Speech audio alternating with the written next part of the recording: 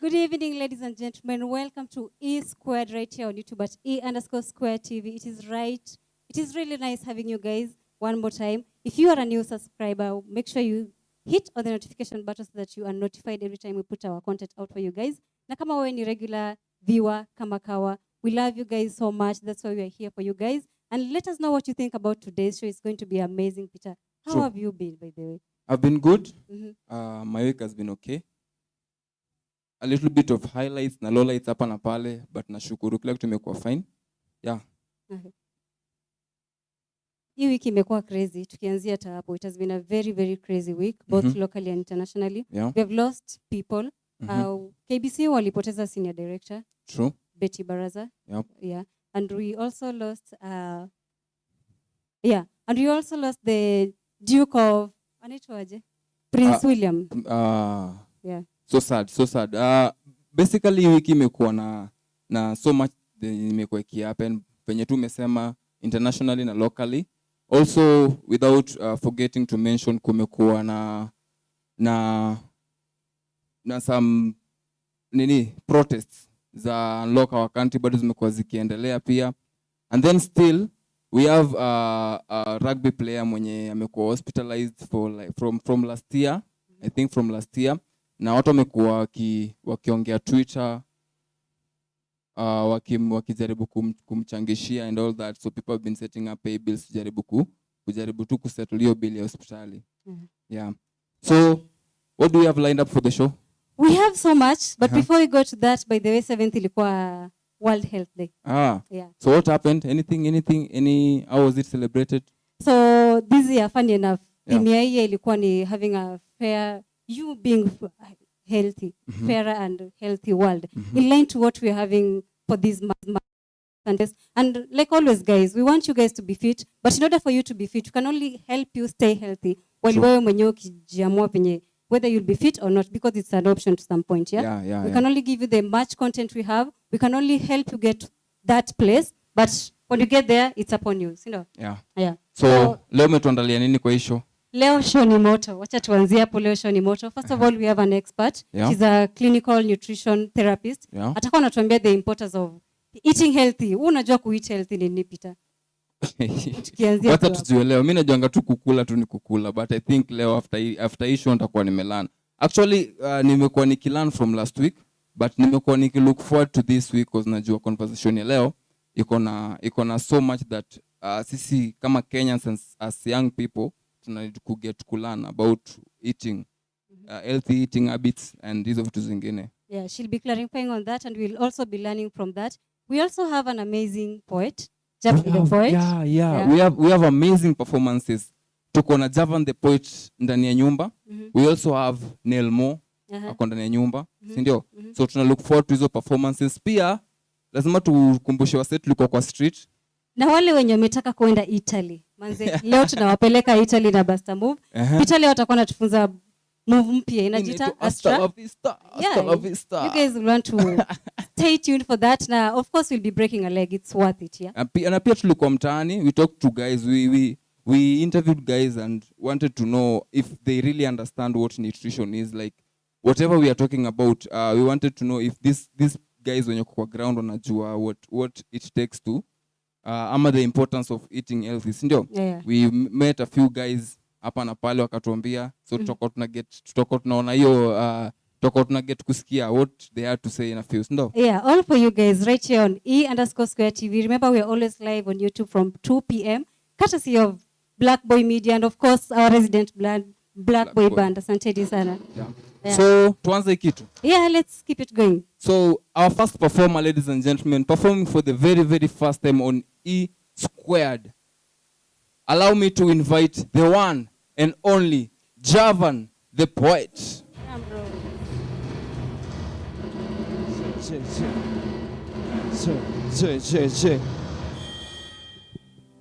Thank you very much. J to the A to the V A N to the T H E to the P O E T is my name. And I'm very, very, very happy to be here today. Je.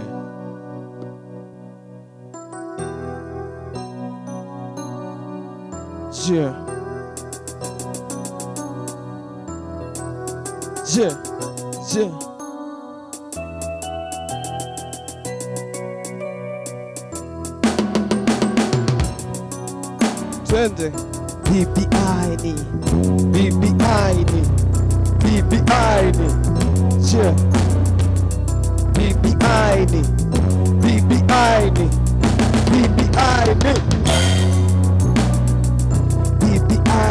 Hesabu ya minus tulifanywa minus, wana inchi kwa mine, mifuko zetu zikuwe mine wa minus. BBI ni hesabu ya minus tulifanywa minus, wana inchi kwa mine, mifuko zetu zikuwe mine wa minus. BBI ni yeah. Tuna aso kuwa sonko, wakati kupata job na cash imekuwa so slow. Kama movements za kono mikono zangu hazifit in my pocket, juzao ziko in kama charger na socket. Wanabonga mob kama product ya sap, ongea taarifu nataka change sap, utapata kuwa tundio arif. One nation tumelan one lesson, kupata change mina wenjo one lesson. Wazee walisema penye nia pana njia, niko stage hata sijapata njia, naitisho mia weird hatu hike siku hizi juu mountains zimecome home na prices za goods. Hatuna kura zile tunazo tunauza, are we fools? Mata nao tukiwa njaa, wanakula kwao, life's good for them, wanatumia words kama wow. BBI ni hesabu ya minus tulifanywa minus, mwana inchi kwa mine, mifuko zetu zikuwe mine wa minus. Twende BBI ni hesabu ya minus tulifanywa minus, mwana inchi kwa mine, mifuko zetu zikuwe mine wa minus. BBI ni hesabu ya minus tulifanywa minus, mwana inchi kwa mine, mifuko zetu zikuwe mine wa minus. Nangia shule kusoma, mwalimu anagoma na graduate chuo kikuu na honors. Notice board kusoma, nikitafuta vacancy, hii subject inaitwa experience kuiona, ama hii degree ni ya jobless corner. Ambulance imekuwa too fast kutupeleka kwa Grim Reaper, just to maintain life, health services too expensive, that is cheaper, akishiba excess, Turukana kisi shida, kids dying daily, ni msiba. BBI ni hesabu ya minus tulifanywa minus, mwana inchi kwa mine, mifuko zetu zikuwe mine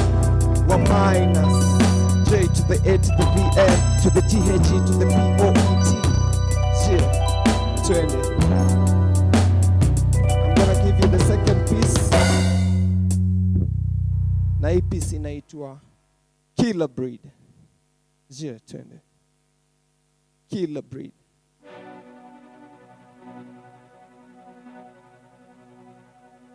Wanasema low, kazi ya gani kublow holes kwa heads na chest si kuprotect. Ni contest ya nani anangusha wengi, nani anajaza meli, nani atashinda hesi juu system ziko mess. Alisema shoot to kill, bodies all over kwa screen. Kama mbaya ndio tambos tunamaliza generations. Ama pay a lawyer uniform, pay a judge uniform. Kwa wote kwa streets ushike investigate alafu kill. Familia za victims zilipie bullets mpate pay rise. Ama pathology wa gavana moja wapate clients juu. Wewe na wewe si enforcer. Wewe ni killer breed. Wewe ni killer breed. Wewe ni killer breed. Citizens na law no love. Land Cruiser zimegeuka husky ferry body parts. Forest grounds zimejaa body parts. Si watu ni animals kwa killers kwa pupu kushoot na kutoa bullets kwa throat. Alafu kwa media wanakuwa applauded. Hakuna light kwa end ya tunnel iko closed. Hakuna justice kwa ya za case ziko post. Not with guns but with our voices to challenge your might juu. Wewe si enforcer. Wewe ni killer breed. Wewe ni killer breed. Wewe ni killer breed. J to the A to the VAN to the TH to the POET. Thank you. Wow. Amazing stuff. Thank you. Javan the poet. Yeah. Niaje mse. Fiti sana bro. Unasikiaje kwa hapa leo? Nasikia fiti. Nasikia pia niko na responsibility fulani kwa unajua leo nabonga na wasee across board yani. True. Wale wako hapa na wale wako huko nje. Bedhe unajua sisi tunakuanga local and international. So ongelesha pia wasa international. Wewe pia na kama international. ama ujiamini hivyo? Najiamini msee, Okay, najiamini. so, Shukran. Ile kitu naweza ambia wase international ama pia watu local, any time hard sana na ni time tempting. True. COVID imekam kuguza humanity be different. Na lazima tu stand pamoja, lazima tu look at ama after ama out for each other so that in the end hatujui nini ita happen next but we rather remain standing as humans kuliko tu tuseme stuff ili kama ilipita na sisi. Yeah. Nice, amazing stuff. So, your piece. Yeah. What about it? Ilitoka wapi? Okay. Briefly. Nimedu pieces mbili. Mhm. Ya kwanza inaitwa BBI ni hesabu ya minus. Yep. Ya pili inaitwa killer breed. Mhm. BBI ni hesabu ya minus for me as a leader ama as a community active citizen because niliangalia hiyo document. Yeah. Nika go through, nikashare na mabeshte. Mhm. Na I think it's not the real thing ama rather the priority that we want now. Yeah. Mayouth hawana kazi. Mhm.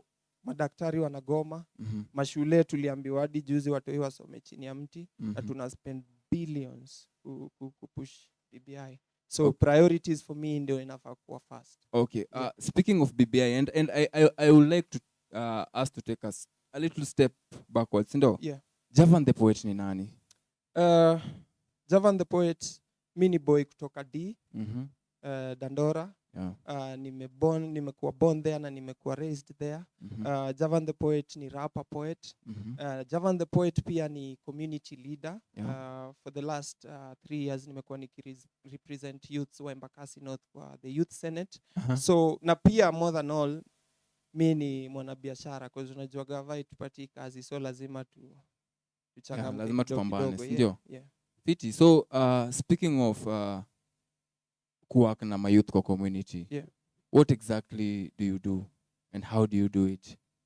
I think ile kitu kubwa naweza sema na do ni kuorganize. Na kuorganize ni tunakaa chini, tunachapiana, tunaangalia shida zetu. At the same time tunaangalia solution iko wapi, tunaweza ifikiaje na tunaweza saidiana aje. Unajua kwa sababu unaweza kuwa uko na kamera na mimi ni msanii. So ni aje tunaweza saidiana, kamera yako inisaidie tupige show ama to do video and then we get something to survive. Secondly ni bring opportunities closer to the people. Unajua kuna vitu mobs ina happen. from the space of government, from the space of non-government organizations that not necessarily zufikia wase. So vile hizi info zitafikia watu ku bring change, that is my work. And of course, just to offer leadership kidogo. Si wote ni leaders, but someone has to step up, someone has to step out. So nimeona umekuwa ukirun initiatives kadhaa mtaani. Yeah. There is one nilipitia nikanibamba sana. Yeah. Sheng Sako. Okay. Tell me about it. Sheng Sako ni initiative do for the last 2 years.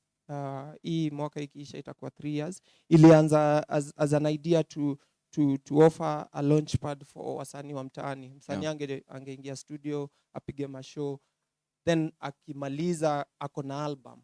Okay. Then that's the end for them, for most of them. So nikafikiria, mbona hizi albums zikitoka tuzipublicize, tusiite wase wakam, wasikize show, wasikize hizo mangoma. So the first show ilikuwa inaitwa Rhyme Mechanic. Yeah. Na hiyo ilikuwa ni album ya msanii anaitwa KG's Heavyweight. So nikasema KG's umedu album, lazima tuilaunch vibigi. So tukaorganize, tukaita wasanii wengine kujoin, tukaita videographers, photographers, wase ma DJ, watu wa mtaani. Because first tulisema wase wote uangalia launch ya album na event kuwa all about money.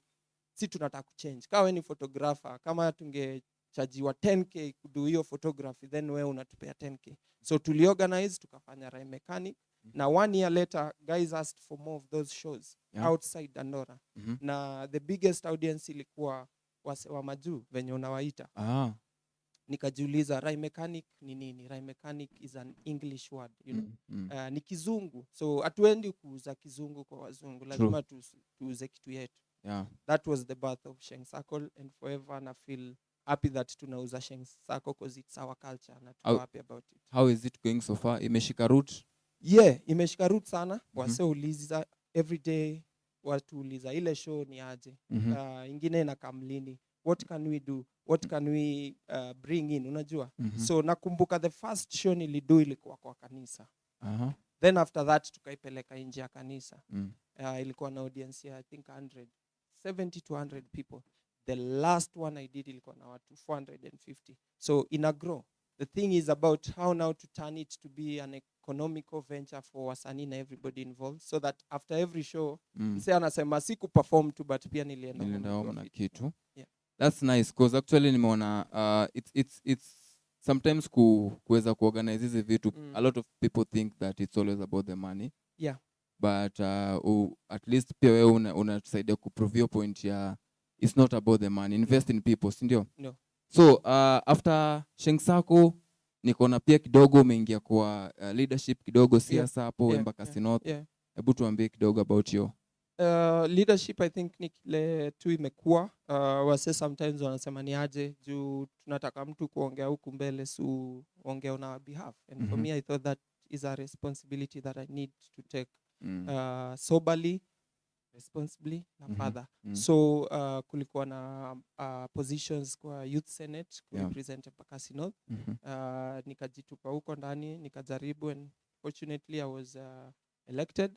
So I've been doing that work for a while, and I think that is the space that I want to be in, and bigger than that, to show vijana wengine mtaani that leadership is possible. Because mara mob wase usema tunataka change because tunaweza do change, but then our goal to take the leadership spaces. Najua my MCA, my MPs, my governors, we can take them.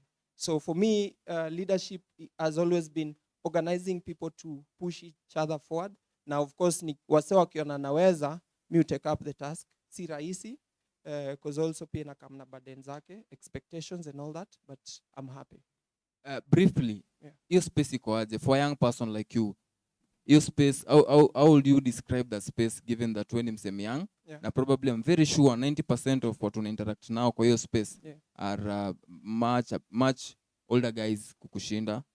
One, as the name says, youth senate is different kidogo. It's a youth space, you know. Most of them are youths, but however much tuna interact na so many grown-ups, some are rather very old people. We are unajua unasema kuna age difference, some gaps and all that. For me, naweza sema kitu kubwa ime stand out is that there's so much that we need to learn, there's so much that we need to do. Na Mm. pia kuna notions zenye si live nazo that are not necessarily true. Yeah. Unajua wase ufikiria ukiwa pale kama kiongozi ni kusema nataka hii fanyike and then it happens. Inafanyika, But no, you have to be ready yourself. You have to see it through, you have to work for it. Saa zingine watu wakilala wewe uko macho. And just also to see who can do what that you can't do. It's not me alone. So nikiwa pale nani anaweza fill in the gap. So imekuwa a very, very powerful learning process for me. Okay, now that we ni msanii, we ni poet, na pia we ni msee mwenye umeinteract sana na vijana kwa ground, si ndio? Na being that uko kwa hiyo leadership space kwa government, do you think that there are opportunities za maybe creatives, specifically creatives kwa gava? And if there is, do you think that young people ama creatives wanna go for those spaces ama those opportunities as they should? So the Youth Senate is a subset, or rather an entity outside the government, because it's not in the government. It's an entity outside to look at what is happening in the government and continuously offer leadership. It ni mirror of what the people want and what the people think. I believe, and I can say, the government has opportunities for the youth, but they are not enough. One, it's because they as they evolve over time. Kuna time watu walikuwa wanatoka shule ama watu walikuwa na graduate walikuwa 1 million. Now it's in terms of so many millions, but the gap is wide because makampu haziformiwi, organizations zingine hazipanuki. Gava itself is not employing more. Unaona retirements of wale watu wamezeeka ndio gap ikuwe filled, imekuwa stagnant. Secondly, arts and the creative space haijakuwa mainstreamed.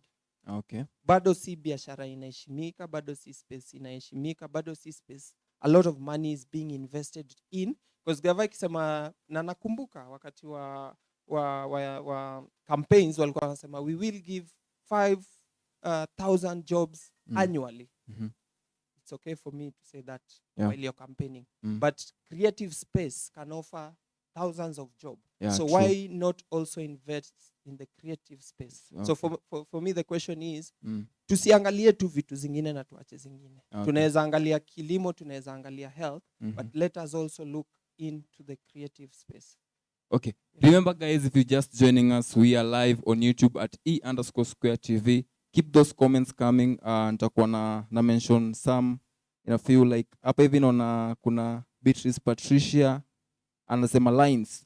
I'm sure anasema lines zako. Ama zako hizi. Hizi zangu.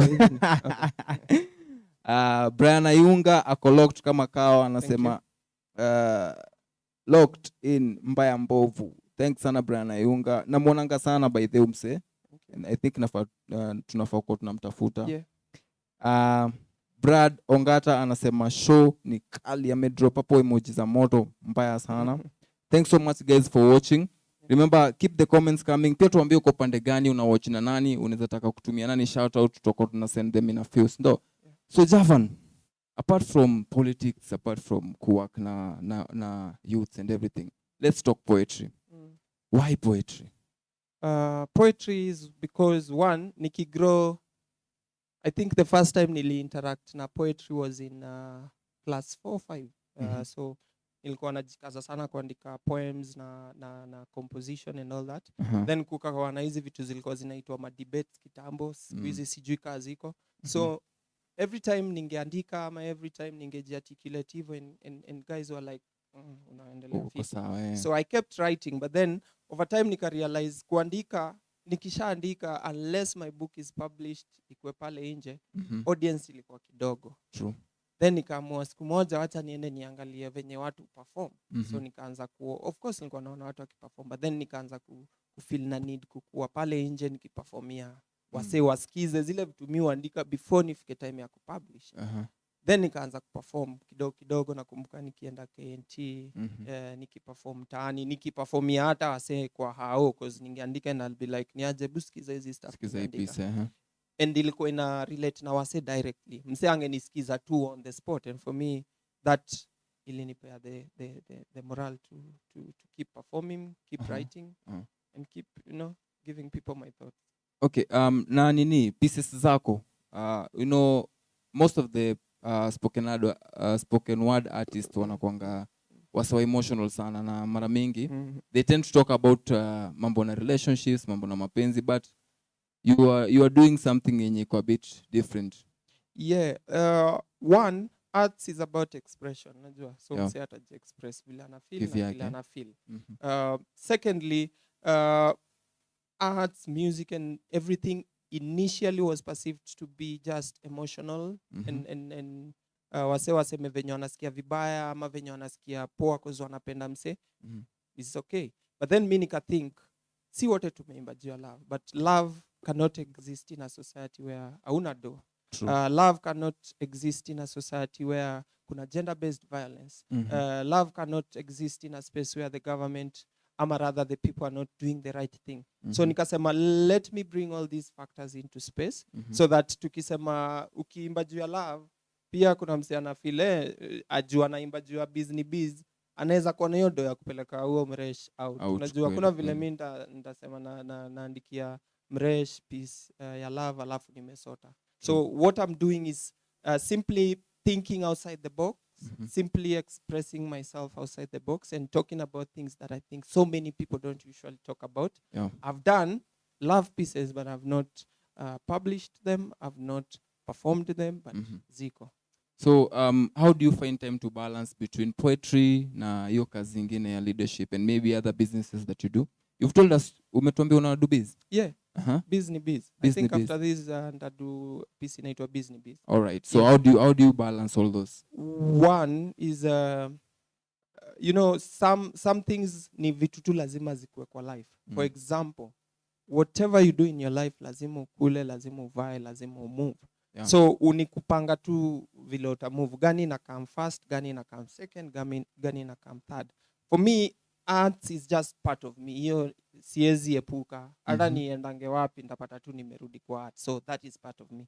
But biashara na leadership, those are things rather community menifanya zikwe as a responsibility. For example, leadership. Mi ni msanii, but mse ata feel like unaweza do kitu fulani pia. Then nikiangalia na tukiongea naweza do, then I take it up. And that is how also mimi na wewe, sometimes we realize things that are not necessarily inbuilt. Wasa wanakwambia ni aje bro, mimi na feel unaweza do hiki. True. And then when you try, you do it. So kile mi do, niko na spaces for different things in different times. Times. Kuna time ni mambo ya usanii, kuna time ni mambo ya leadership, but also usisahau, usizitenganishe sana. Kuna leadership in arts. Kuna leadership in business. True. So it's one and the same thing. Yeah. Nice. Thank you very much for coming through. Thank you. I want to leave you to perform the next piece in you're going to perform. Yeah. So remember guys, we are still live on YouTube at E_Square TV. Tuma hizo shout outs, tuambie tusalimie nani, unawatch kutoka wapi. Yeah, sindio. So the next piece you're performing, Business Biz? Na perform Business Biz and then I perform Deadbeat. Yeah, but before ni perform, I'd also love to share this with my people. One, ni kuhusiana na stories za debts, na stories za taxes, corruption. Like we need to be very keen as Kenyans that we also guide our government, because our say wako kwa hiyo power ni si tuliwa choose, and if they're doing the wrong thing we have to say no to it. Kenyans are suffering, VAT imeongezeka vibaya sana. Sasa ukiwa na so manze kuna piece nilisikia umesema ukienda na so na thawa ina value. So ukienda na mse mwenye ameenda na so kwa duka na mse mwenye ameenda na thawa, wote wanarudi bila change. Yeah. Na ni normal to your design, which shouldn't be, you know. Unafaa kuwa ukiwa na do unaona maana yake, unajua. That's why unaona kuna mtu anasema mbona nifanye kazi. I think we are in a very crucial time, because most of the watu wengi wanashindwa kuweza kusustain life, unaona, even the basic needs. Na it's not like it's something that someone would wish to be. It's a situation that someone would wish to be in. but ni kukosa two options, ndio? True. So let's pray vitu zita change. Options tuko nazo. When we stand up and stick to what we believe in. First, don't ever say you on option like they make us feel so, but we do have some. Okay. Yeah. Yeah. Okay, so I hope leaders kama wewe wenye tuko nao utazidi pia ku bring up people like you tukiwa na wewe. Sijitoe kwa hingo. Okay. Yeah. So performing Business Biz. Thank you. Ladies and gentlemen, I'm going to leave you with poet JAVAN, the poet. Yes. All right. Asante. J to the A to the V A N.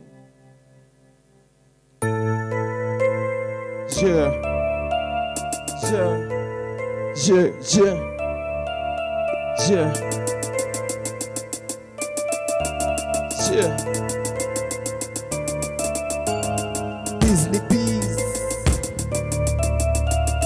Business Bees na Business Bees. Na uzo topao na uza ni pai. Na uzo topao na uza ni pai. Kapo wapendi studio bees too. Business Bees. Na uzo topao na uza ni pai. Na uzo topao na uza ni pai. Kapo wapendi studio bees too. Wanauza sukari kwa Cartel, wanauza Cartel kwa Tuka Patel, lakini si Tel kwa black market ukiwa mjanja basi keri juu Business Bees. Anachapa kawera na dead peda na kushoka wale to get lay juu Business Bees.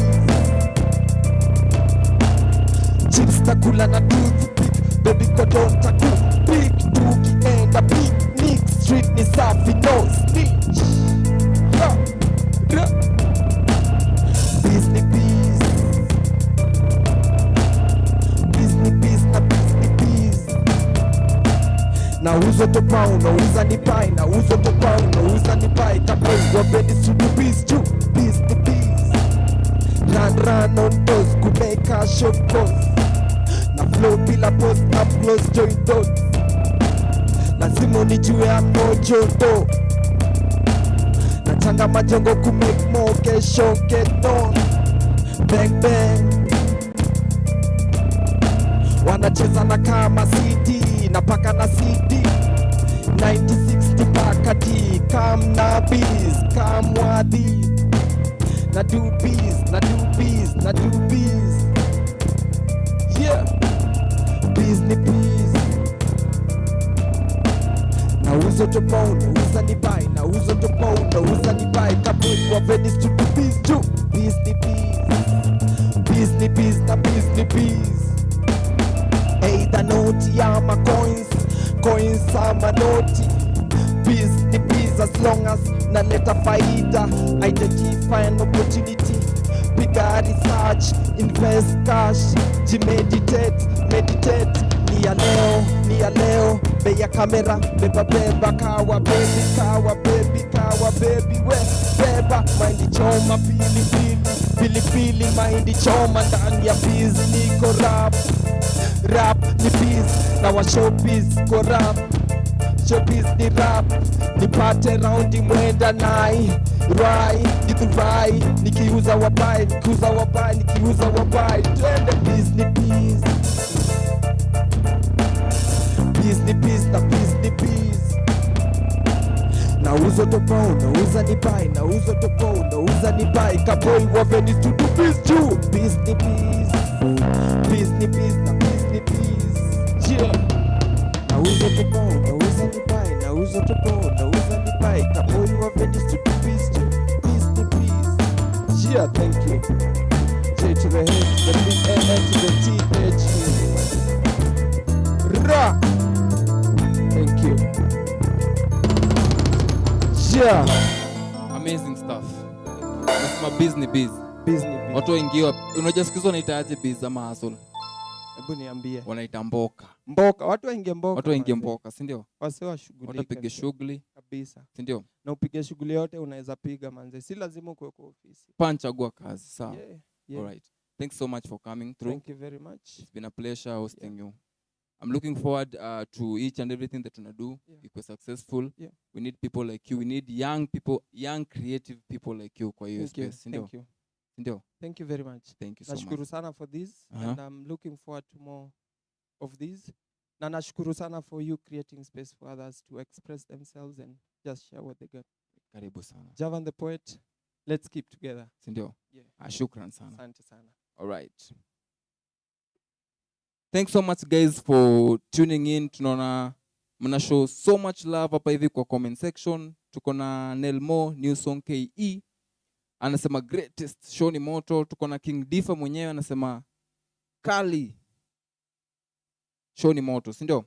So remember we are live, ladies and gentlemen, on YouTube at E_Square TV.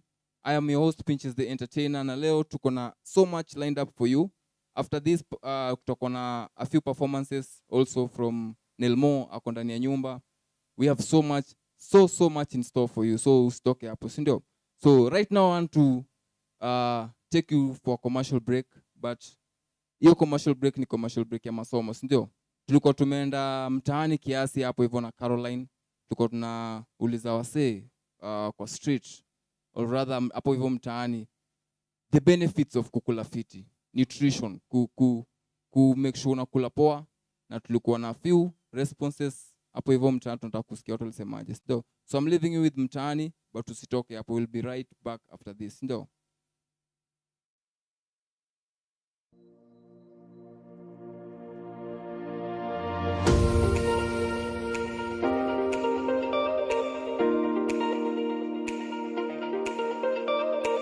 Sasa ni wazito na hope mko fiti sana. Karibuni Squared mtani one more time. Jina langu ni Caroline Atieno na leo tuko Isili. Manze, ile conversation yetu ya health and fitness inaendelea na leo tunaongelea story ya nutrition. Wewe una understand nutrition aje? Ile time unamiwanga manze, you need to eat healthy and keep fit. Wanamanishanga nini? Kukua healthy ni nini? Karibu to the show. Karibu sana. So, utatuambia jina yako na please unatoka. Mimi ni Simon, nafanya hapa Isili. Mimi ni mpishi.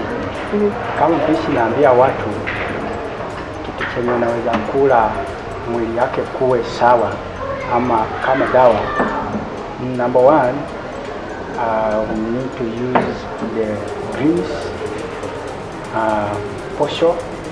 Like posho inamaanisha ile ya mahindi na ile yenye tunatoa unga ya papo au tuseme papo.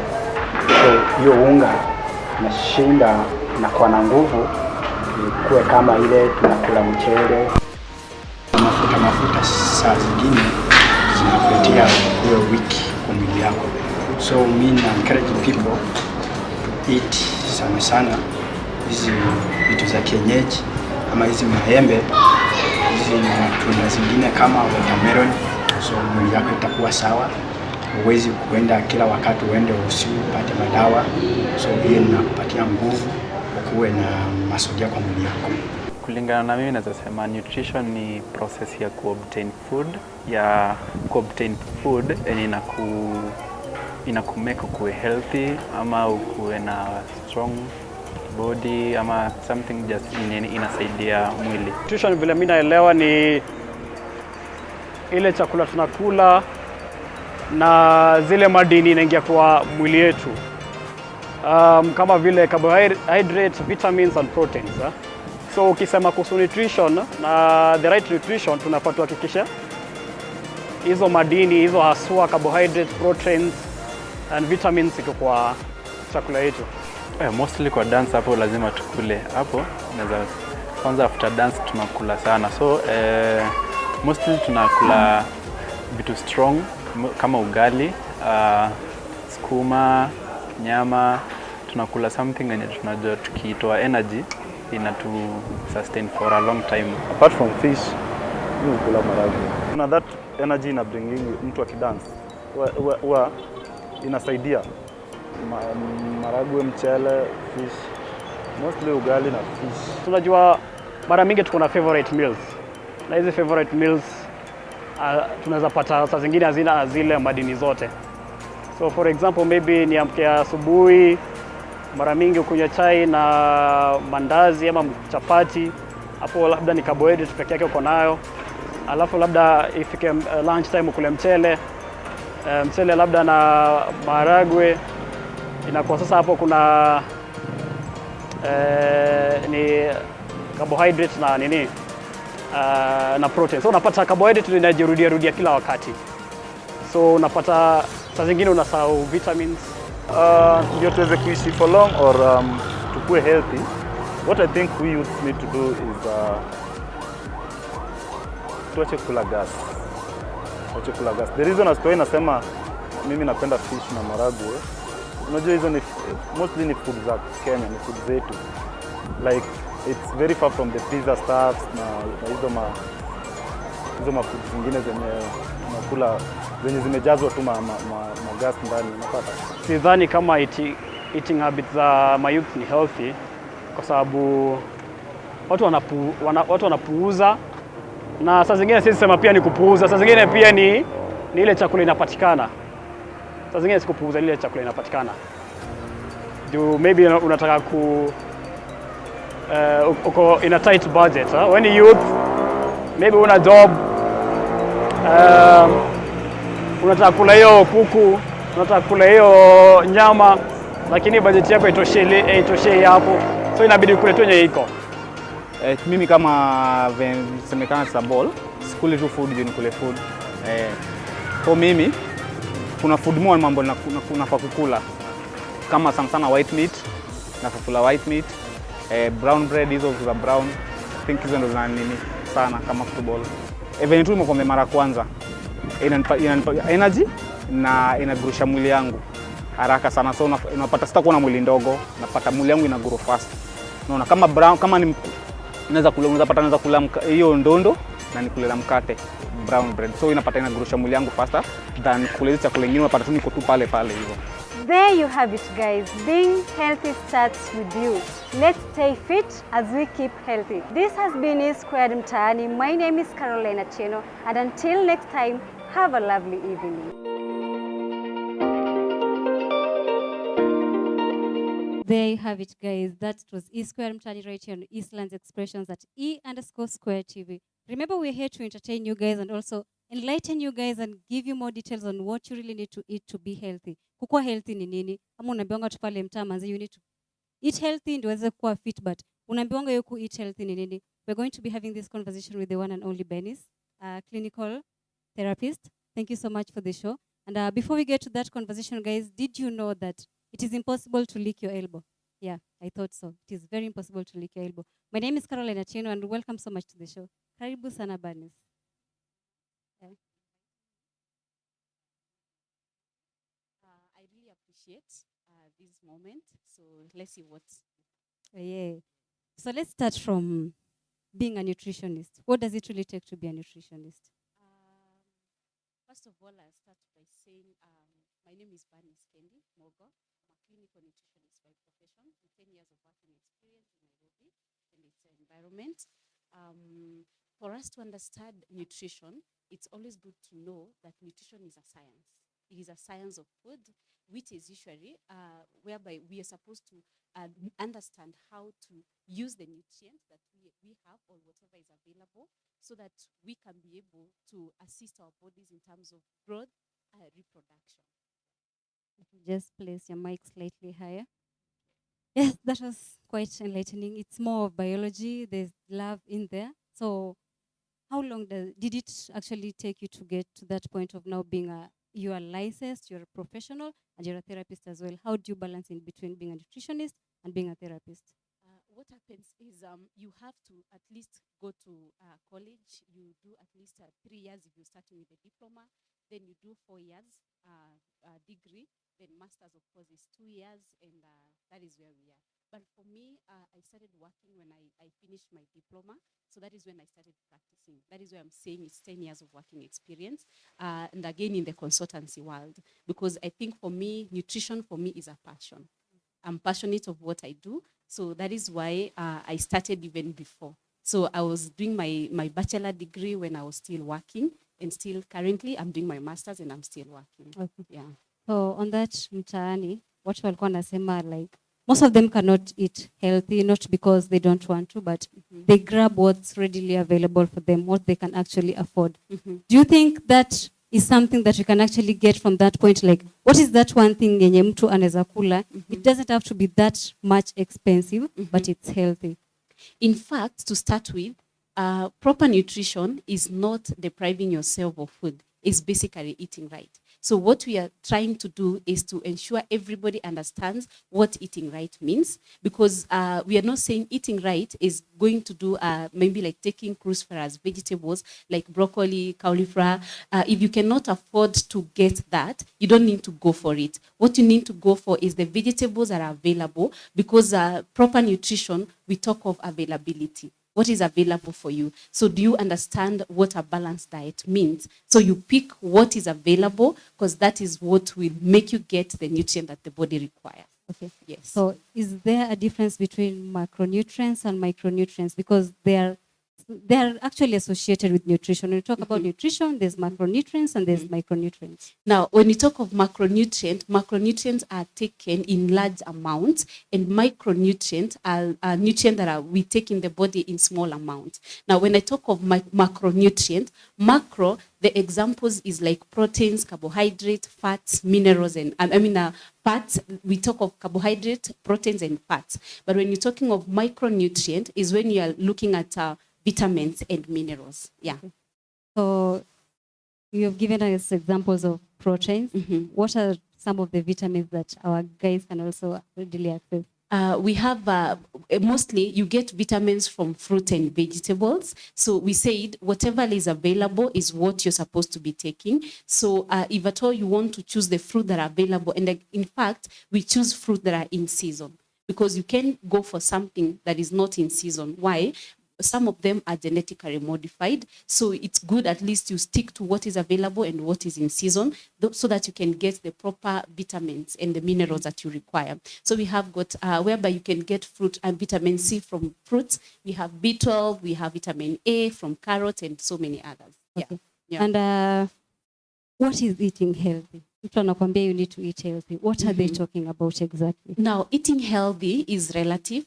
We say that it's still something that we are working on to ensure people understand what eating healthy is. Because when sometimes I see clients, when they come to the clinics and you ask them whether they are eating a balanced diet, they tell you, I take ugali and maybe sukuma wiki. And that they think it's already a balanced diet, which is not. A balanced diet is supposed to have all the food groups that you've mentioned. It's supposed to have both macro and micronutrients. So when you have proteins in your meals, you have carbohydrates, you have fat and oils, because that is how diets are calculated for you to get everything that you require.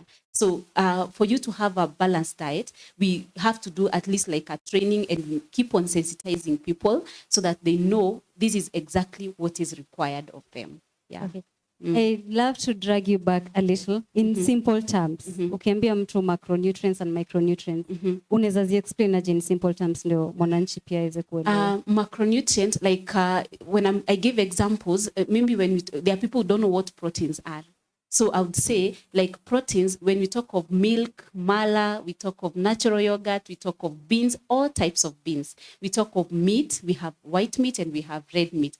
All that is proteins. Now, when we talk of nuts, you see the nuts that people snack on. You get like groundnuts, macadamia nuts, cashew nuts. So depending with what you can afford is what you go for. So that means that all those are proteins, but we have to make sure that in terms of nutrition, because you're talking about nutrient balance, so that we can avoid deficiencies and even having a variety of food. So we make you understand what are these proteins and what are carbohydrates. Now, carbohydrates, we talk of white ugali, white rice, white chapati, brown ugali. You know, like it depends on your goals and how you want to choose the meal, depending with availability. Now, when you're talking of things like bread, it's also a carbohydrate. And then we have also vegetables, which we have starchy vegetables. Like when one is taking green peas, we know that's a vegetable, but it's starchy vegetable. It has got starch, but it's still a vegetable. So you see, it depends on how we want you to understand what you're eating, whether it is right or it is wrong. When you understand why you're eating something, then it means you'll be choosing for health and not choosing to just eat. You know, many people just eat food for the sake of filling the stomach, which is not the right thing. So you're supposed to eat food for health. Yeah, because currently food is supposed to be your medicine. Yeah. So you've mentioned white ugali somewhere, and there's a brown chapati. Does that mean that brown ugali and white chapati are not that healthy? Brown ugali is healthy, brown chapati is healthy, but it depends with the availability. Again, remember we started by saying what is available for you. How many people can afford unga afya? How many people can afford the white maize flour? You know, like how many people can manage to maybe probably go to the posho mill and get, you know, sifted maize flour. So it depends on what is available. The only difference is maybe we'll talk about it as time goes by. It is the portioning, how much your body requires. Yeah. How much exactly does my body require? Now, there's something we call body composition. So if you're calculating a meal plan, you look at a person. Remember, there's something we call, it's in fact, how you eat again. Sometimes there are people who add a lot of weight, others can't add weight. Even if someone is taking too much of the oily food and all that, they don't see themselves having, like, let me just say layman, I use a layman language, they don't have more meat than others. Now, it's genetical, but again, it doesn't mean that that person is healthy. You see, like being healthy, you have to do some assessment, like prevention assessment. Now, which you're doing a body composition, which has like body fat, because somebody may be having very high cholesterol, but you're this slender. You see, because whatever you are eating is not right, but your fat distribution in the body, we have 3 forms of fat distribution. We have body fat, which is fat under the skin. We have visceral fat, which is the fat surrounding your heart, lungs, kidney, and liver. And we have cholesterol, which is in the blood. So it means people who are slender, most of them, when they eat bad food, the fat levels, they go to the blood, which is worse than even somebody with high body fat and they are eating well. So you see, it is usually, it's like a roller coaster of trying to understand what is expected of us in terms of living healthy. Living healthy, we say nutrition is a science. And remember, if it is a science, then it means we have to break it down in terms of looking at emotional, psychological, physical, so many other factors supposed to be considered. Yeah. So what are these factors? The physical? The factors to consider, one is portion control. We consider variety, we consider balance, we consider your age. In fact, you're supposed to eat as according to your height. The taller you are, the more the food. And the shorter you are, the less the food. And that doesn't mean that because you're very tall, then now from today, you start taking a lot of meals. Even your meals, regardless of how tall you are supposed to be calculated. Remember, it is a sum that we come up with, which is usually according to the age, the weight, the height, and the activity factor. An athlete cannot eat the same as somebody who is just sedentary, somebody who is just seated. Somebody who is going to the gym will not eat the same as somebody who is doing very simple exercises. You see, so at the end of the day, we come up with the calculations as according to your body composition. And that is what we say. The body composition is age, weight, height, and activity factor. Yeah. Okay. So I'm curious, why exactly should, like you've said, the taller you are, the more consume. Why is that? When you're taller, imagine the more tall you are, you're feeding your bones. Remember, the more tall you are, you have high bone density. We eat to feed our bones. Yeah. Hey, sawa. Yeah. The shorter you are, you have low bone density as well. Yeah. So in the case that I am short, of course I am short, and I want to consume more than I actually should, what effect will that have on me? When you consume more than your body requires, what happens is you start having an excess of, you see, those are already excess calories. Your body does not need this. Let me give an example. Let's say you have a quarter of meat. A quarter of meat is supposed to be divided into 3 people. You see, wow. Now if you're this short, then you take a whole quarter of meat, what will happen? Your body will only pick only 4 pieces, whatever it requires. Then the rest, it will convert it into fat. So your body eats what it requires, and the extra is converted into fat because that is high calorie. Your body does not need that. That's why you see, if you're not eating according to your body composition, you start having extra body fat. Extra body fat starts slowing your metabolism. So if your metabolism slows down, it means that you'll not be healthy. You start being at risk of digestive system complications. That's why you see if we are eating more, we have excess body fat, we start complaining of heartburn, constipation, maybe gastritis, that is too much acid in the stomach. We start, and again, ulcers does not just develop. It is a behavior that somebody has built quite over time, which now it reaches to a point whereby now the body now is now reacting to whatever you've been eating. Okay. Yeah, so it's not an overnight thing. Ulcers we start with heartburn untreated. We talk of flatulence, the bloating of the stomach. We start like constipation. Later on, we have gastritis and then ulcers. Okay. Yeah. Yeah. Apart from eating more than your body is supposed to take in, what other reasons causes body metabolism to slow down? The major reason, of course, it's excess body fat and lack of exercise. Now, if one is not exercising, remember, you exercise is according to your body composition too. You also take water as according to your body composition. So you see, like, if your metabolism slows down because of excess fat, it means that you need to work on it. You need to do exercise. You need to have a meal plan that will help you increase your metabolism. But remember, there are other factors to consider.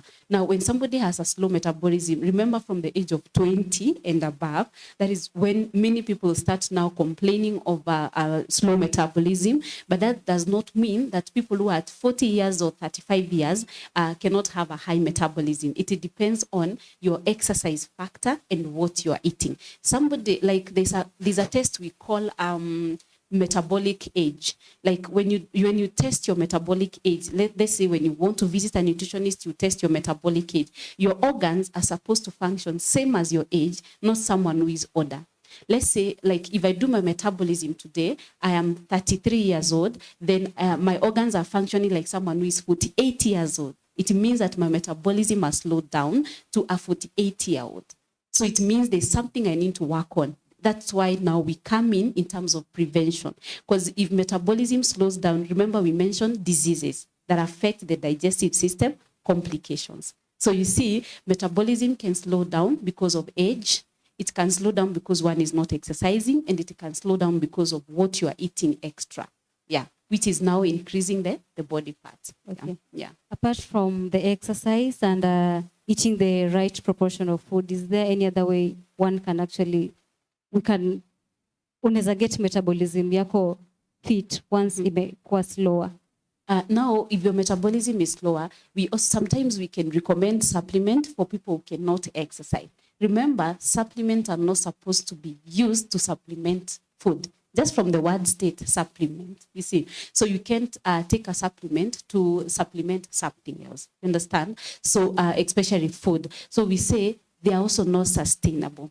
You cannot sustain yourself on supplementation. So even for people who go for a supplement to increase metabolism, we try to advise them that try to do exercises, try to eat healthy so that you can stop using supplement at least maybe around after 3 months or 2 months. Yeah. Okay. Yeah. What should a healthy meal plan comprise of? Now, a healthy meal plan, we say that it has got protein, it has carbohydrates, it has got vitamins, it has got minerals, and again, don't forget water. Water is part of a healthy meal plan. Because when you forget water, we say you'd rather not eat if you're not taking water. Water is very important. Remember our body composition, our body is made up of 70% water. Again, water is very, very important in our bodies because it's good for metabolism again. Remember, it will help increase metabolism, improve digestion. It's good for the makeup of your skin. Water is very good for balancing blood pressure and blood sugar levels. Water is also very good for various other like vasodilation, vasoconstriction. You see your body temperatures again. It's always important. Already I've mentioned 7 importance of water. So we can never read water completely in our diet. That's why it's part of the nutrients that are required. So when you mention the big 5, you also mention water as number 6. Okay. Yeah. And is there a specific way in your way will come the meal plans for your clients? You just look at someone and you're like, oh, okay, this one needs this, this, and this. Is there a specific way? In fact, that's a very good question because when you're coming up with a meal plan, you look at there's a history that we take. Number 1, there are people who are sick. if you're sick with diabetes, high blood pressure, you have high cholesterol, you have got cancer, your diet is going to be different. It's going to be a healthy meal plan, but if you're in a family setup, we try to ensure the diet is now, a family diet, but we now change it to fit the client. You see, so then again, meal plans, we say they are calculated as according to your age, weight, height, and also the activity factor. So we ask you so many questions. There's a questionnaire that one is supposed to be filling when you're seeing a nutritionist, so that we see how to help this person. But remember, diets are different. You can't eat someone else's meal plan. You know, like if I give you a meal plan, you not eat the same. Like maybe someone else who probably is going to the gym, is an athlete, so it's totally different. And again, where you are currently as a person in terms of health. So if you're diabetic, then your meal plan is supposed to be slightly different, but a bit healthy. Yeah. Okay. Yeah. So speaking of diabetes, what should a person with diabetes eat exactly? For diabetes, of course, we are looking at wholemeal, the complex carbohydrate, which is like we're looking at wholemeal bread, we are looking at wholemeal maize flour, you know, like chapati. So in fact, the major, when you're treating diabetes, look at the portion control, because you're supposed to eat small but frequent meals, calculated meals. Remember, calories are calculated, whereby if you have diabetes, then we have maybe probably 1250 calories, then we narrow down to increasing the vegetables and now eating protein and carbs as according to the body composition and the disease that one is having. So for diabetes, we focus more on the frequency of feeding, the timing of meals, and again, the calories themselves, so that we can bring the sugars down. Yeah. What of a pregnant woman? Now, for pregnant women, of course, one is carrying a live as well. So we wouldn't wish to really give them a meal plan to lose weight or even to add weight. Remember, for people who are pregnant, we work hard with the doctors and nurses to know, like, there are usually kgs a mother is supposed to add in every stage. You know, in every stage of pregnancy, we have the first trimester, the second trimester, and the third trimester. So we have to work with the nurses. When the mother goes to the clinic, then we make sure that they are adding the right weight. If they add too much, we have also, again, to advise them what is required of them so that they don't do excess. And you see, again, with pregnancy, there's a lot of, many women have a lot of issues, like their foods they cannot eat. So we have to look at so many other things, but at least you advise the mother to keep themselves healthy as much as they can. But we don't have meal plans for mothers who are pregnant to reduce weight, but just to be healthy, looking at how much they should be adding in every trimester. So when they add too much, we reduce the calories. Yeah. Yeah. And is it true that water helps people cut off some weight? Because it is increasing metabolism and also it's helping you for digestion, then you would say it does. Okay. Yeah. So for someone who wants to lose weight, they should take more water. They should take more water. And we said water, you take water in different stages. If you have normal weight, we say you do at least 8 glasses, or which is now equivalent to 2 liters of water. When you're overweight, you take 2.5 liters of water. If you're obese, you take 3 liters of water. And again, water and exercise are usually supposed to be linked, because you cannot exercise for 1 hour and take a glass of water. So it means that if you increase exercises, take more water. Yeah. What if I'm taking more water, but I'm not exercising? Now, if you take more water and you're not exercising, you've heard of people with a lot of water retention in their body organs. Like somebody said, I was told that I have a lot of water in the heart. You've heard of people talking about edema. You know, like you have, like somebody, amefura uso, MUGO, you understand? So it means that water has been retained in various body parts, which is not supposed to be right, because the person is not also exercising. So that's why we have to ensure, if you're supposed to exercise for 1 hour, then you do only 30 minutes. Stick to the amount of water, like maybe probably for somebody who is supposed to do for 30 minutes. Yeah? Yeah. Okay, so at the beginning of the interview, you talked about an athlete not eating what any other ordinary person should take. So what exactly should an athlete take? Because kwa hiyo mtani tulifanya, we had a footballer, and he also talked about not eating the same thing that any other person takes. So what exactly should they take? You see, the more activity level, like we would say the activity factor. if you're doing more exercise, you're supposed to take more food. You see, if your exercise is more, you take more food. And again, remember, these people, we need them to build, to also build muscle. We need them to have a high bone density. So we have to work on higher calories as well, because this person, whatever they are eating, it's probably when you're doing exercises, it's usually not staying for longer in the body, you see. So we must ensure we're giving them more because of the activity factor. Yeah. Okay. But again, remember, we narrow down to the body composition. Again, somebody's age, the weight, height, and the rest. Yeah. What are calories? Now, calories, we said calculating calories. This is like, I just do it so that at least you can understand, use layman. I don't want to use ambiguous words here. So if you want to understand calories is like you're taking proteins, carbohydrate, all the nutrients that the body requires. You're taking vitamins, you're taking minerals. You do a calculation. It's only a nutritionist probably wouldn't understand. Even some of the doctors, they don't really understand how to do they will tell you, reduce the meal, reduce what you are eating, but to what amount? That is the question. So it's some sort of a sum that we do, a very long sum that comes up with your meal plan, so that now we stick to somebody's, what is required, the requirement. I would say it is the requirement of food in a day, depending with somebody's body composition. Okay. Yes. And you also mentioned something quite interesting a few minutes ago. Ulikuwa unasema like chef. We have a lot of chefs worldwide, not only locally. And most of them prepare their meals for the appearance, yeah? What people see and what for it to taste good, but it's not healthy. How is that? In fact, what we say is, I think our chefs, probably cooks, they are taught how to cook. It's very, very good. Yeah, they are taught how to cook. The food is tasty. You see, there's a difference between cooking food to be tasty and unhealthy, but cooking food to be tasty for health. You see, if you cook food, at the end of the day, factor in your health. If I tell you that in terms of fat, the calculation of oil, that is something that should be done, the calculation. So whereby we say for every 2 people, you do a tablespoon of oil. For every 2 people, you do a tablespoon of oil. In fact, it's funny that somebody tells you that I buy 10 liters of oil in my house and I have only 3 kids. I buy 10 liters of oil. It's not something that you would even want to think of where the oil goes. You understand? Because if the body cannot take extra, the extra it converts to something else, then it means that we are just getting into diseases as time goes by.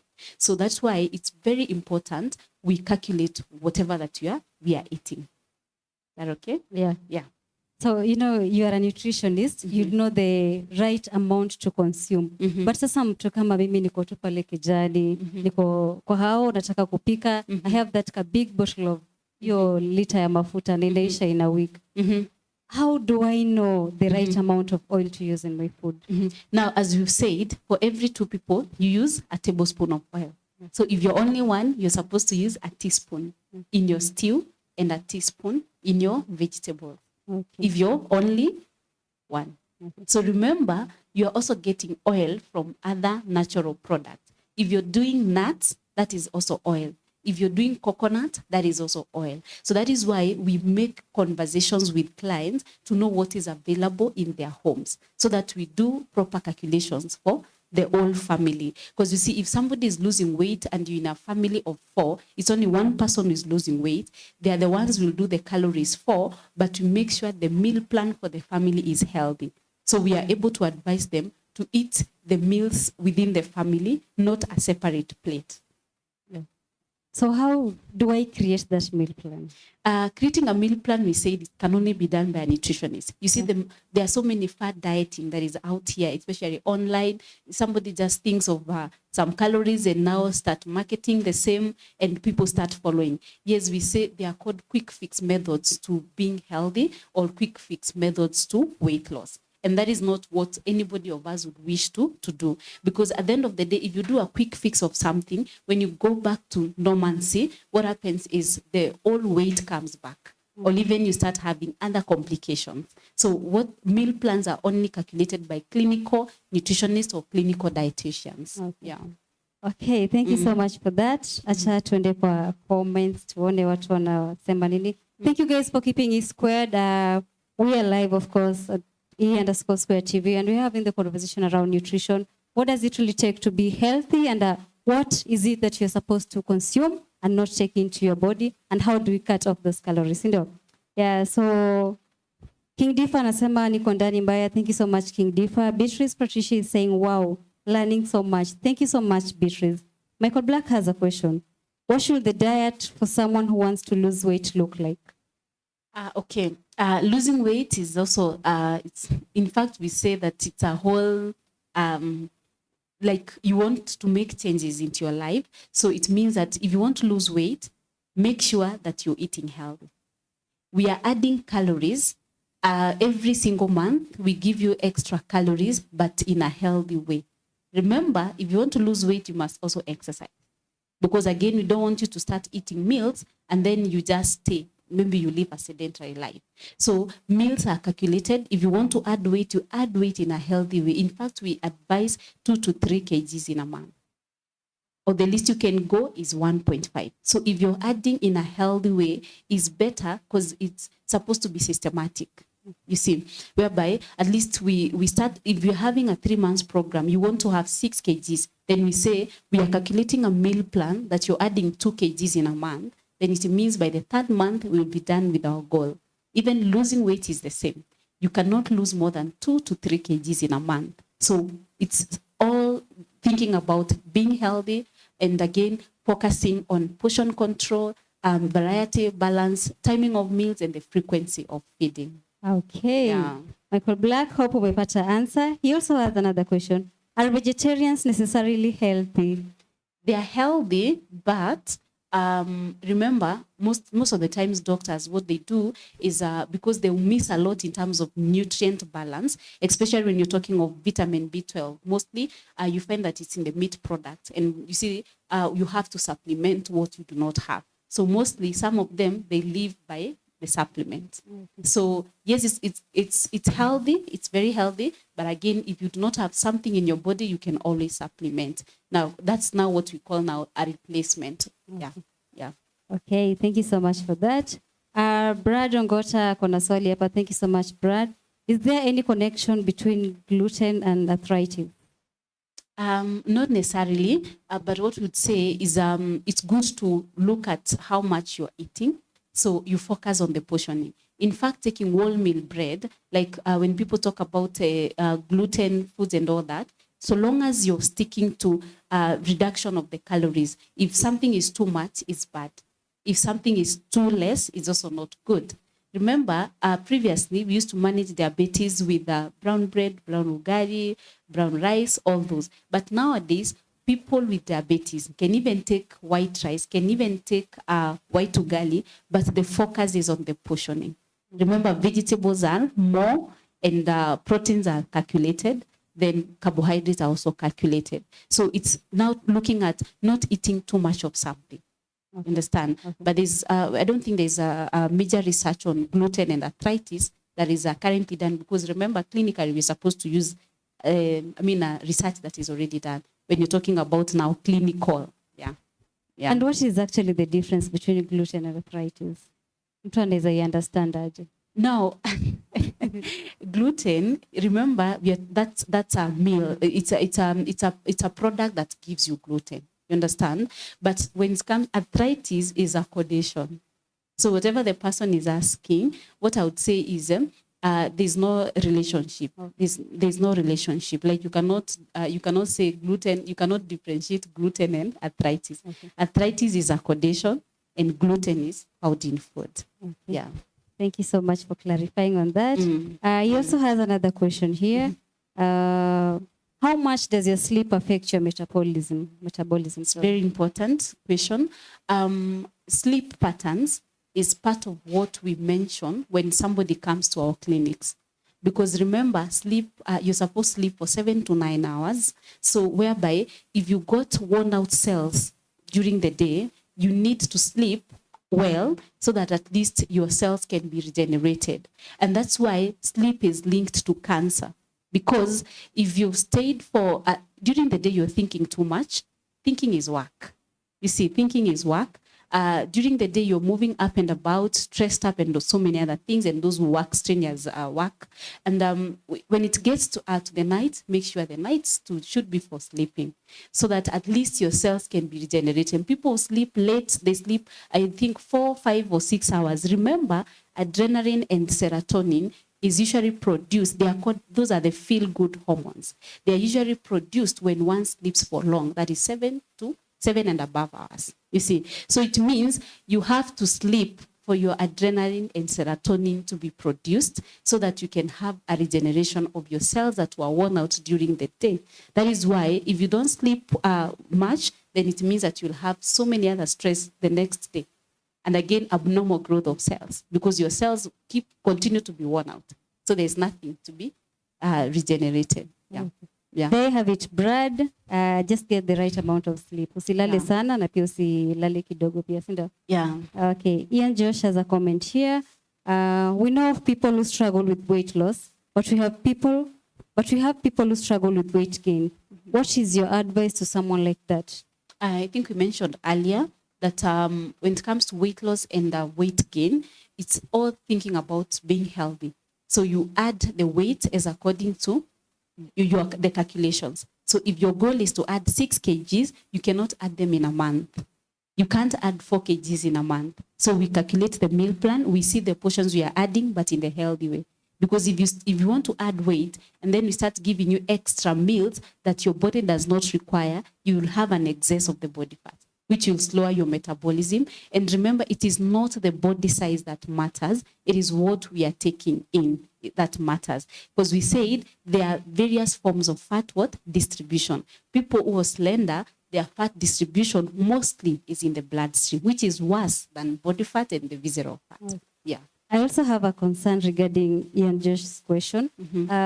For a person who wants to add weight, unaambiwanga most of the time, take a lot of protein shake. You mix bananas, peanut butter, and milk every day. How healthy is that? It's not healthy. We said it's a calculation. So we'll do a calculation to ensure we give you the right. Like now, if let's say I'm doing it for you, I do the calculation, I realize your calories, you're taking 1250, and this 1250 has not made you add any weight. I add 200 calories or 300 calories, then I give you around maybe 1500 or maybe 1450. So if I give you that, it means that we are working on a diet that is calculated. You're not taking 300 ml of a protein shake, but now taking 250 ml of a protein shake. Remember, there is a balance of everything. You see, yeah. Thank you so much for that. Brad Ongota has another question. Thank you so much, Brad. Can caffeine be consumed safely? Caffeine? Yeah. Yeah. If you do less, like whatever your body doesn't need it anyway. It doesn't need it. It's just for the feeling. You see, we do it for feeling. Even the tea that we take, if an adult takes milk, it's just for the feeling. You see, the way we would say, like, let me take a certain drink which has more milk and caffeine. You understand? And I'm just taking it for a feeling, but not for health. It's just for a feeling. Now, that's why we narrow down to avoid taking too much of caffeine, too much of something, because too much of something we say is not good. Yeah. And too low, it's also not good. So we try to balance our lifestyle, whereby we don't make it too much because it's just for the feeling. Okay. Yeah. You can even live without it. Okay. Yeah. Brad, umepata hiyo, you can live without it. Beatrice Patricia, thank you so much for keeping it squared. She has a question. What are the right food for someone who wants to add weight yet she exercises? I think hiyo tumejibu. Okay, she also has another question. What are the right food to clear pimples? The right food for clearing pimples. Now, remember we said water is good for the makeup of your skin. When your metabolism is high, it means that you do not have dead skin. So you see, you have to work on so many other things, not just the right food, but ensuring that you're healthy as well. Yeah. What if you're eating healthy, but bado ziko tu? You've tried everything, you wash your face. Sometimes we narrow down to dermatologist you have to see a dermatologist so that they can advise you, because some of the things, but mostly it's about diet.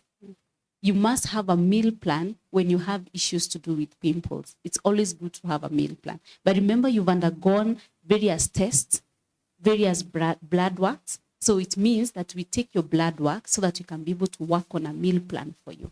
Yeah, yeah. Okay, thank you so much for that. Brad has another question. How is high cholesterol treated? Now, high cholesterol, remember we said cholesterol is in the blood and is the major cause of high blood pressure.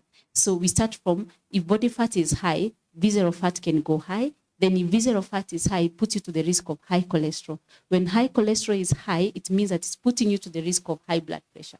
And people who have high blood pressure and still they got cholesterol high, we treat the cause which is cholesterol. Yeah. So cholesterol is in the blood. So at some point, many doctors will recommend some tablets for you. But as nutritionists, what we do is we ask you to do exercise and we reduce the amount of fat that you're eating. Remember, we don't want you to have extra of the body fat or any other that will cause you to have high cholesterol. Because we work on we work on body fat and visceral fat so that the cholesterol can also go down. Yes. Okay. He also has another question. Wow. Why is it that LDL cholesterol known as bad cholesterol while HDL is known as good cholesterol? What is the difference between, first of all? One, I would say that cholesterol is divided into two, bad cholesterol and good cholesterol. Good cholesterol is usually found in other foods like coconut, we have groundnuts, we have cashew nuts, you see, we have also milk, you see, that is good cholesterol. Now, we have bad cholesterol, which we get from solid oils, solid fats.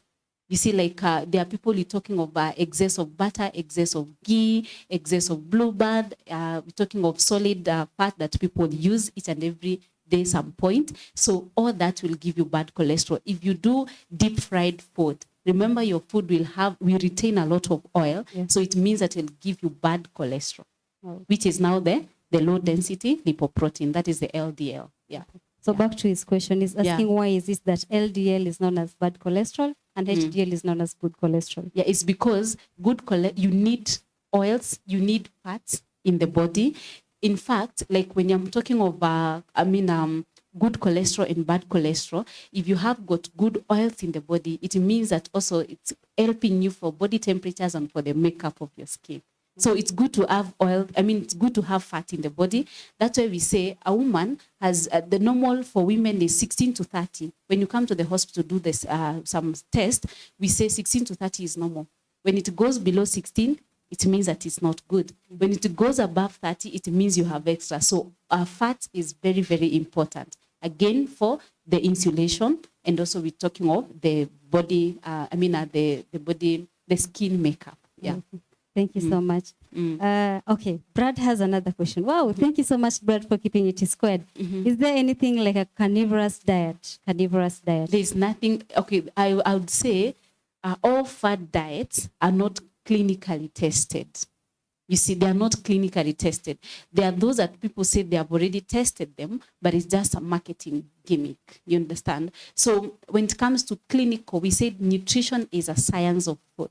Yeah. So one must go to school, ensure that you understand the biology of the body, and again, looking at the anatomy, and again, looking at the physiology. So many other things that we look at so that you can be able to think of a person eating healthy and what is the outcome of eating healthy. So all those, the carnivorous, we have, so many other things people are trying. Let me not mention names, but I would say that fat dieting is a quick fix to a healthy lifestyle. Okay, thank you so much. Duff has a question here. Thank you so much, Duff, for keeping it squared. How much is one charged for a session with a nutritionist? Some of us assume it's quite expensive. That's why we gamble with information online. And how is it important for one to visit a nutritionist? Now, that's a dilemma. So what happens is, depending with the person, the value of services, people charge differently. But we have a service we can charge 2,000. We have a service we can charge 3. We have 4. We have 5. It's a package. So like if you're doing body composition, like body composition has got 9 assessments. I'm doing for you calories, I'm doing for you body fat, visceral fat, metabolic age, I'm doing for you water percentage in your body, and then we come up with a meal plan. I'll charge you 6,000. You'll charge me 6,000. 6,000. What of? Then again, remember, it is not the money that matters. Okay. It is the feeling, what you feel after the session and how much you learn.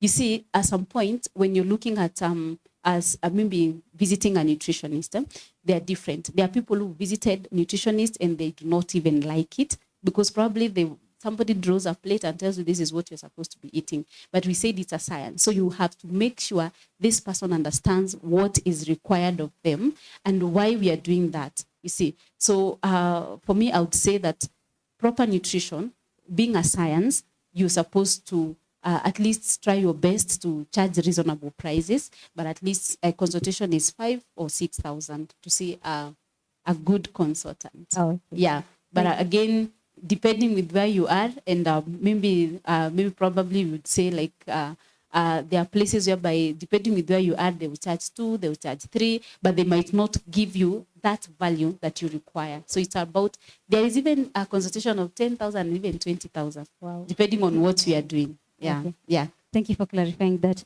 Yeah. So I have an interesting question before we get back to what we have on the table aside. Mm-hmm. How many times a day should someone eat to be healthy?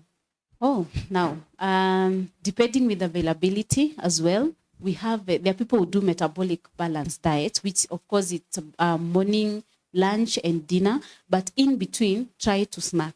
Why I say try to snack is because your body is not supposed to stay more than 4 hours without feeding because you start having worse acid production in the stomach. If you have worse acid production, it means that now you'll be at risk of diseases. So you're supposed to be eating small but frequent meals. The people who complain of ulcers and gastritis and heartburn, they are staying for longer without eating, and others are also skipping meals. Skipping meals is not good, whether it is for weight loss. Maybe you are thinking you're skipping meals for weight loss, which will not happen because again, you start doing now quick fix and compensations, you see. So it's good at least the timing and the frequency of feeding is very important. So we take 3 meals in a day and at least 2 snacks. Snacks can be nuts and a cup of tea. It can be a cup of tea and a slice of bread. It can be a fruit and some nuts. So you see, you're not snacking on too much. It's whatever that is available for you.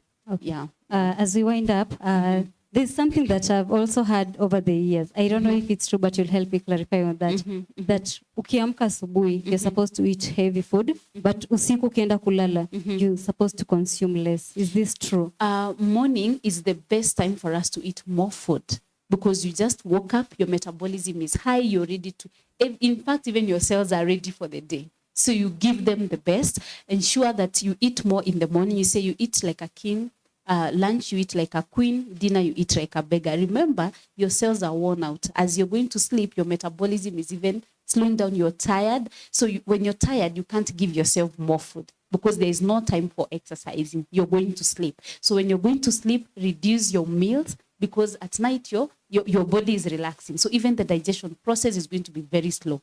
You understand? So that's why you see many people who take a lot of meals for dinner. They end up waking up in the morning, not feeling like taking breakfast. Yeah. So I also think to some point, social media has affected a lot of things in many ways. Because sahi kila mtu ni YouTuber. Utapata pale YouTube mtu amekuwekea tutorials that if you want to be healthy, take this snack before you sleep, take this protein shake before sleeping. How can we, like, what conversation can we have around this story na rely on what's there on the social media just to keep it as you think that it will work for you when you work mwingine? In fact, I would say that the best thing is to keep on advising people and training people. We keep on sensitizing the members of the society, at least what is right for them. Because you see, if the clinical nutritionists come and maybe start sensitizing people what is good for them, people will not go for the bad thing. When people understand, I think nutritionists should be given a chance to always speak to people what is right, you see. Because maybe some of them are losing hope because there is a lot of worse and bad things that are going on online. So like for us who are already in the market, it's a roller coaster of some sort. You see, somebody will try a certain detox diet probably for 21 days. When they start another meal plan, the person adds more weight. So they continue doing those quick fix methods until now they get to you.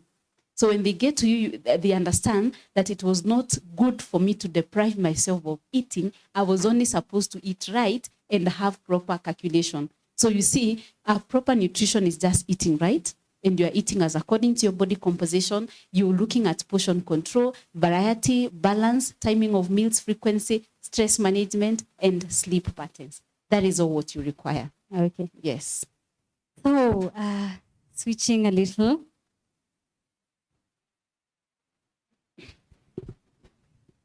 Before we get to that, you mentioned something about food and color. How important is that?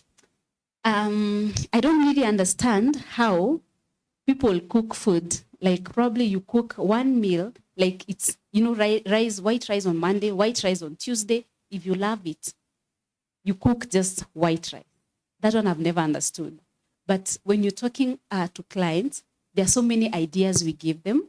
So like when you talk of making a chapati, you can do carrot chapati, you can do butternut chapati, you can do vegetable chapati, probably doing tomatoes, you can do onion chapatis. You see, you can mix white and brown flour so that you can have an amazing chapati as well. You can do sweet potato chapatis, you can do green banana chapatis. So that is something you love, but you're doing it in different ways as you're getting the nutrient or more nutrient that your body should require.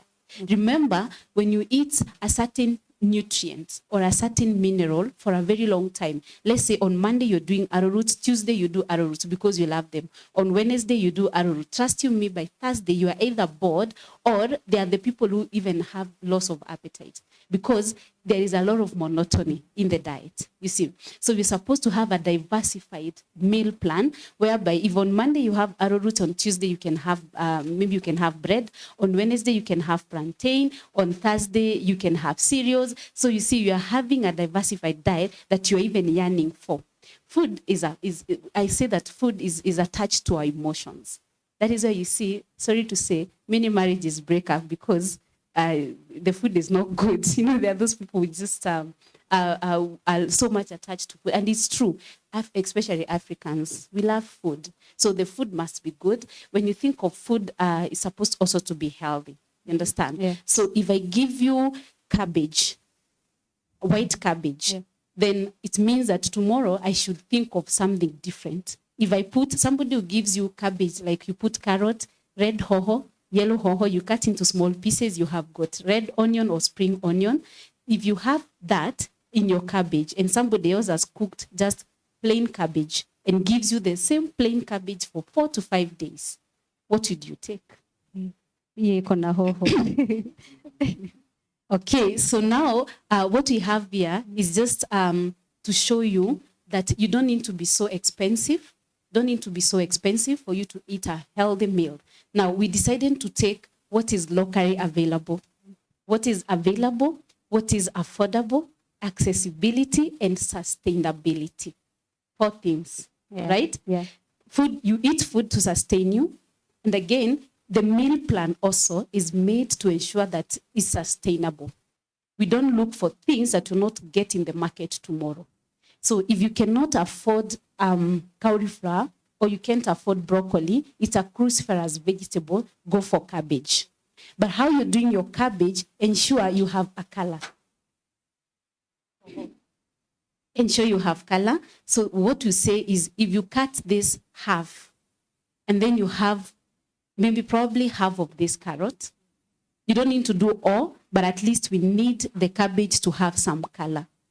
So then you have this a bit. So it means, and you also have red onion and probably you have spring onion. You'll make your cabbage, you steam your cabbage because something I didn't say is that these vegetables are not to be eaten raw. They are not to be eaten raw. You have to steam with little oil. That's why when you go to some 5-star hotels, what happens? They give you salad and they have put either yogurt, cream of yogurt, they have put some butter. Why do they do that? is because they want you to absorb properly vitamin A, D, E, and K. If you eat a raw carrot, that's why many people have a lot of issues in terms of their eyes. We have eye problems because we are not eating the right way. Somebody is taking raw carrots, and carrot is vitamin A. We say vitamin A, D, E, and K, they are fat-soluble vitamins. So it means for them to be rightly absorbed in the body, there must be a presence of oil. So oil acts as a carrier to vitamin A, D, E, and K. So if you take them raw, it means that they will not be rightly absorbed. Maybe only 5% will be absorbed. So then you start having deficiencies in future. So something else is we need to learn when you're taking fruits are very important to take, but the way we take them, we do it in the wrong way. Now, fruit are to be taken 5 to 6 servings as according to World Health Organization guidelines, because we always have to use some clinical guidelines. So if you're doing apples, ensure it is an apple in a sitting. You cannot cut an apple and then you stay longer without taking it. Again, remember, we are trying to look at oxidation. You see, because if you cut an apple, you always see that it has turned color. So we say, like these small fruits, you're supposed to do 1 in a sitting. But again, remember, there are oranges that are bigger than this. This one, you only eat half of this. The one that is 2 times this, you're supposed to do a quarter of it. Why? Because of the sugars. Now, bananas, we have people who are losing weight. These are very important fruit as well. But remember, if it's the one that we buy 10 shilling, it's like 2 times of this. It's supposed to take half of it, not a whole banana. Then our Africans, we do our meals. It's very funny. I don't know who taught us that. We take, immediately after eating main meals, we cut fruits, and then we take fruit immediately after eating your dinner or lunch. Fruit are already in the bowl, well cut, so we start taking the fruit. It is wrong. I don't know who said so. Probably we are trying to follow a certain culture, but it's always good to know that you can never take glucose the same time as fructose. All those will be converted to almost the same thing.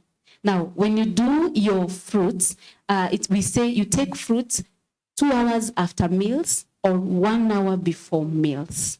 So if you do fruit 1 hour before meals, allow the fructose, which will be converted. Fructose is sugar, right? It's going to be, if you do in excess, it's going to be converted into fat. Something else is carbohydrates. If you take carbohydrates, the conversion will be sugar, right? Which is glucose. So if you do in excess, the sugar is turned into fat. So you can't take carbohydrate and then immediately you give yourself a fructose. It's like you've taken almost the same thing that will be converted into almost the same thing, which will start having extra sugar and more of the fat as well. So that's why we're supposed to balance. Fruits are taken 1 hour before meals or 2 hours after meals. So how much of this should I put in my cabbage exactly?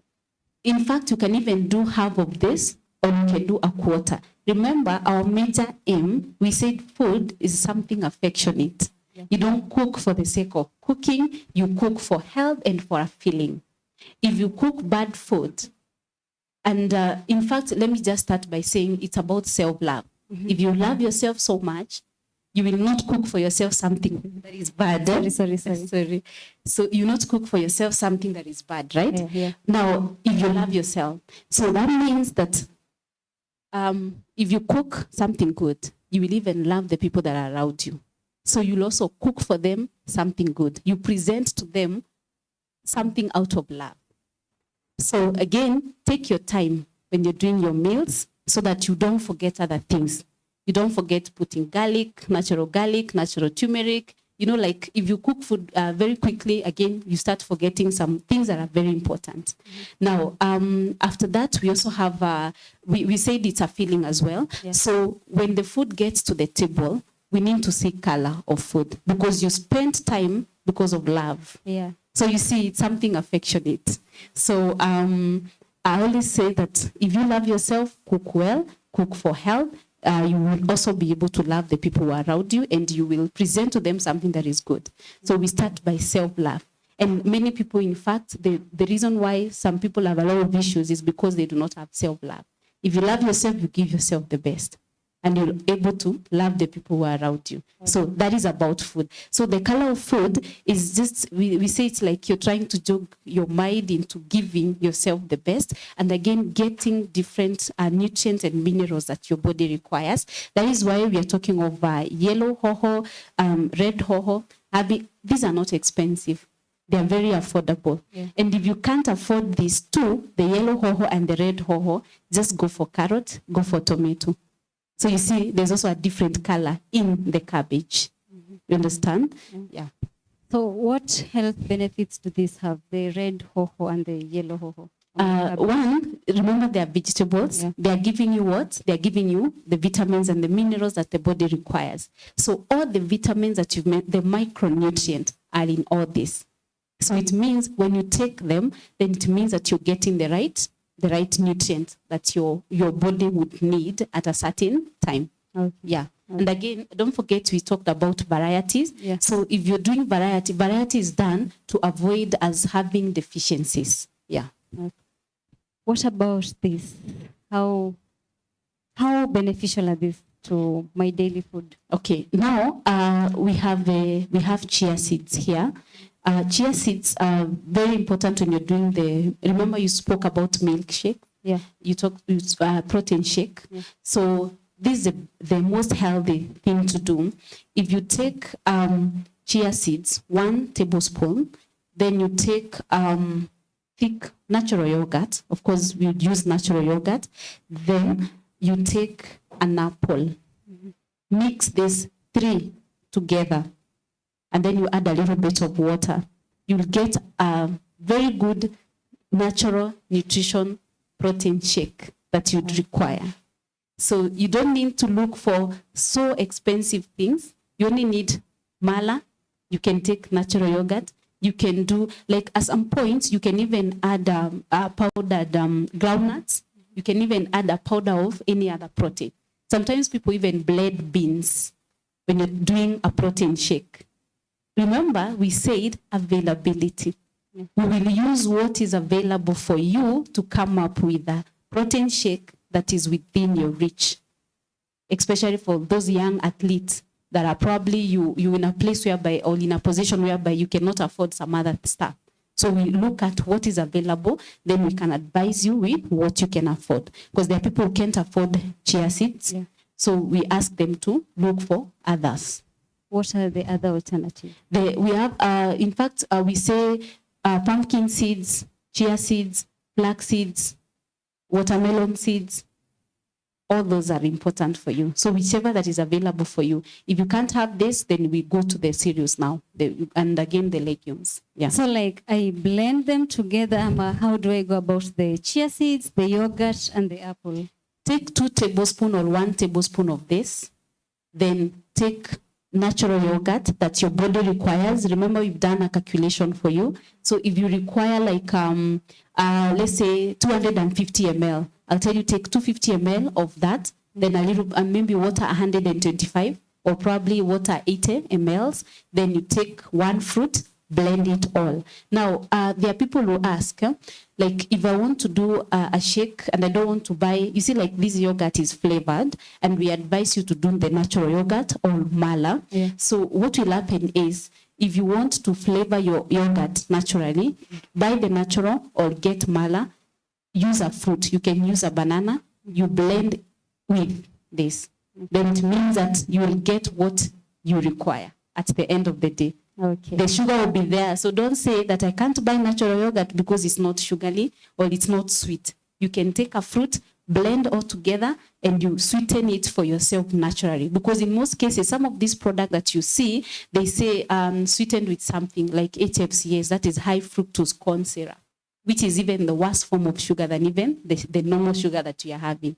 Yeah, so you can just take a fruit and try to sweeten for yourself naturally. Okay. Yes. And see, beans, sorry, not seeds, beans. Do different beans have different healthy benefits?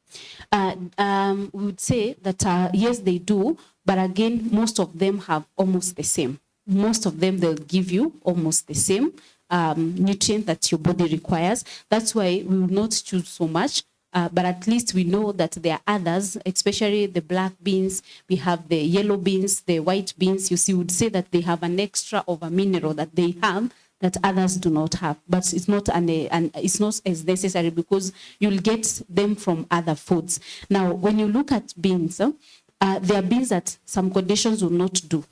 If somebody is having like a kidney disease, they might not do some beans, especially the red beans, you understand? And even this type of bean, they will not also do this. Now, the reason is some beans, they are very high in potassium. There are others which have moderate levels of potassium. So we look at so many other things, but now that is now specific for specific diseases. So that's why we say, if you do a type of bean today, tomorrow take another, for you to have a variety so that you do not have a deficient of what was in another legume or cereal that is not in what you're doing, you see. So that's why we look at a variety of something. Then again, balance as well. So I won't give you like yellow beans every single day because I want you to get other nutrients in other beans that are found, other nutrients that are found in other beans. Yeah. So again, we also need to learn to measure foods. Like I'll give an example. If I want you to do, this is, let's call it a 250, we call it a 250 ml cup. So the 250 ml cup, if that is what you're using to measure your meals, I tell you like for breakfast, take 250 ml of rice or take 250 ml of probably arrowroot or sweet potatoes, because you're measuring food. So when you take arrowroots and sweet potatoes, you have to mash them so that they can be able to, at least you can be able to feel them here. Okay. When you mash, you already know how much of the pieces do I require. How much of the pieces do I require after you've already mashed? Remember, African women, we are very good at measuring food with our eyes. So now it means that we'll be in a better position. The next day you not mash, you can do baked because you already know this is my standard amount. Okay. If you're using grams, for those people who are using weighing scales, we always provide meal plans in weighing scale. Meal plan, in grams, sorry.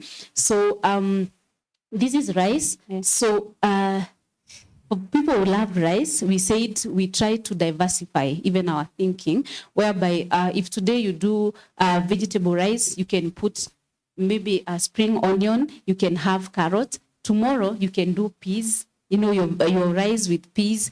Another day you can use red hoho, yellow hoho, and a carrot. So don't do white rice every single day, because again, we want to have at least meals that are well balanced and we get nutrients from each and every one of them. Okay. Yes. So just how much of this should I consume on a daily basis? Now, for consumption, it is individual. We say we individualize meal plans. I think we've been saying earlier that diet are according to your body composition. So we wouldn't tell you this is how much you should eat until we do your body composition. Okay. Yes. And for someone with ulcers, unabonga, you're not supposed to consume beans. They're kind of acidic. How do you go about that? Now, for beans, for those that are acidic, we say that, in fact, not mostly acidic. We talk about gas. Now, what happens is the way it's cooked. There are people who soak for 12 hours, that is overnight, before you boil. Then after boiling, you're supposed, in fact, we say every time you're taking beans, don't do sukuma wiki or any form of green. Okay. Because most of the greens have also got issues. There are people with issues in terms of gas, and beans still give you the same gas. So we say every time you're doing beans, just choose cruciferous vegetables, which is the cabbage, the cauliflower, the carrot, and the rest of the veggies. Okay. Is that okay? Yes. We have spinach here too. Mm-hmm. How beneficial is this to a common mwananchi? Spinach is okay. It has it has some compounds in it, and again also oxalic acid as well. oxalic acid is found in sukuma wiki.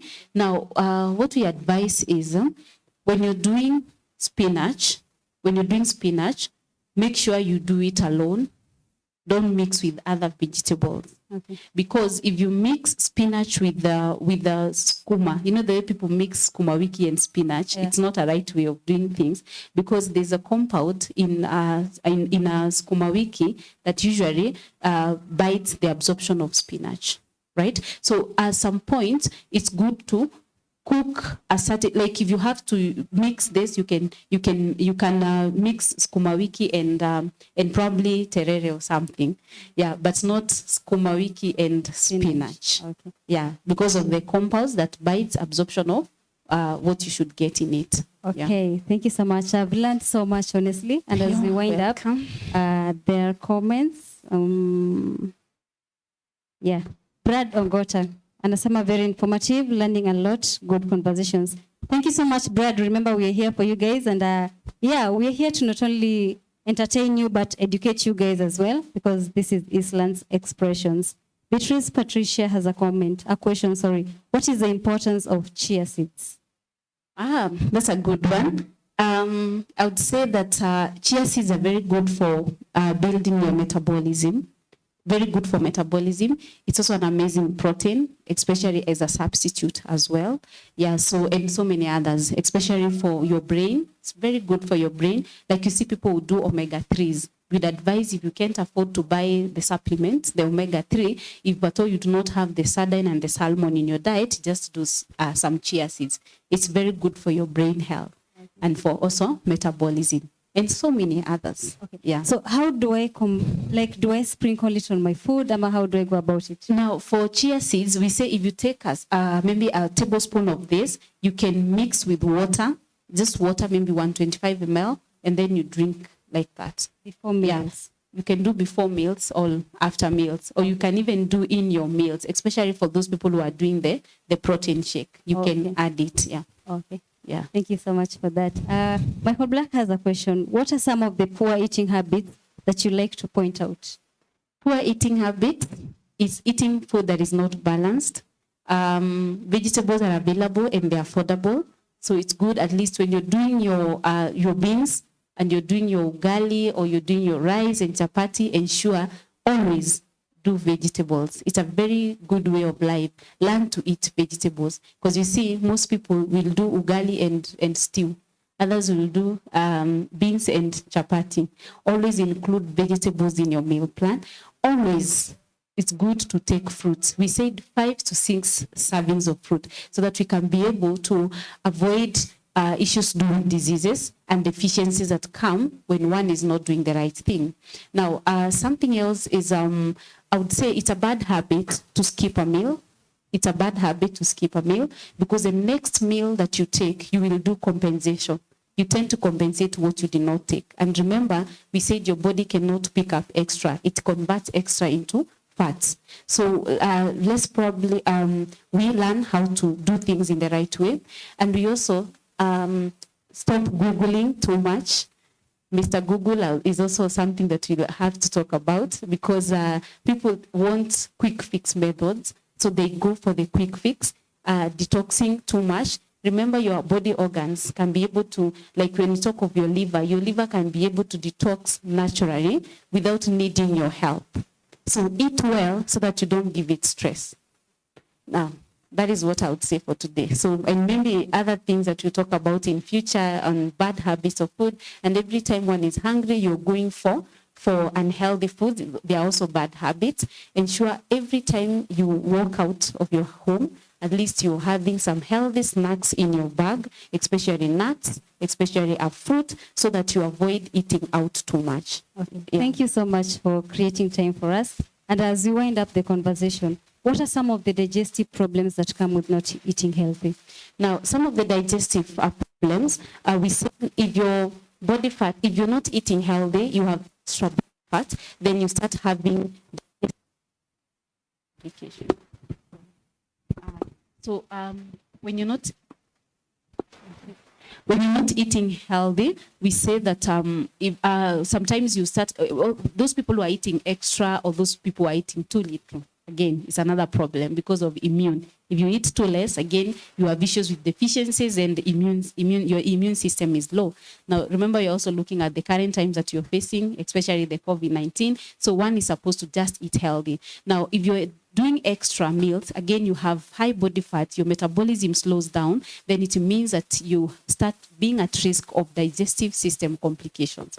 And those digestive system complications is like, we mentioned earlier, I think heartburns and flatulence, bloating of the stomach, gastritis, ulcers, there are hernias, there are people who even have some conditions we call ulcerative colitis and so many other conditions. Yeah.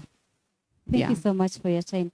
I have learned so much, and I'm hoping you guys have gotten one or two from the conversation we've had with BANICE, and we hope to host you one more time to tuendelee kuongelea conversation, because it's not something we can wind up in a sitting. Yeah. Yeah. Sure. Thank you so much. You're most welcome. Thank you also for inviting me. I really appreciate.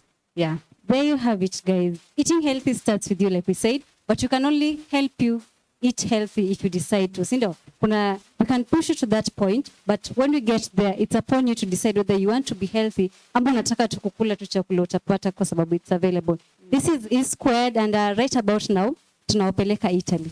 Remember when I talked about Italy? Yeah, we're going to Italy na leo Peter anatufunza a move, an Italian move inaitwa wacha tuone. You just check it out and tell us what you think about it. And we are live on YouTube at @Square TV. My name is Carolina Chia, and thank you so much for keeping it squared. Take a look at this. Genie X66.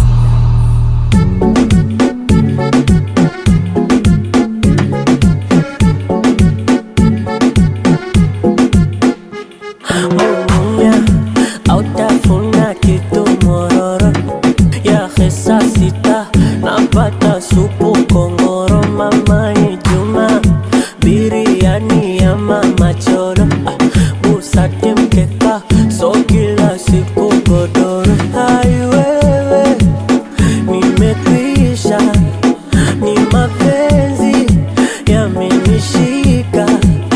Hai nyinyi, nimekwisha, maumivu hasta la vista.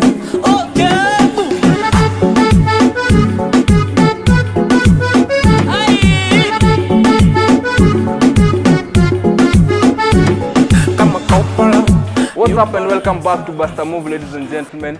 Ni boy wenyu hapa Pimples the Entertainer, na leo tuko ndani ya Isili na tulia na jeshi moja hatari sana tutakuwa tuna get kwa meet. This is NSYNC dance crew, and today tunataka kuwafunza this specific dance move inaitwa Hasta la Vista. I'm going to give you the first 2 steps, then we continue. Step 1, you are going to have to use the left side of your leg.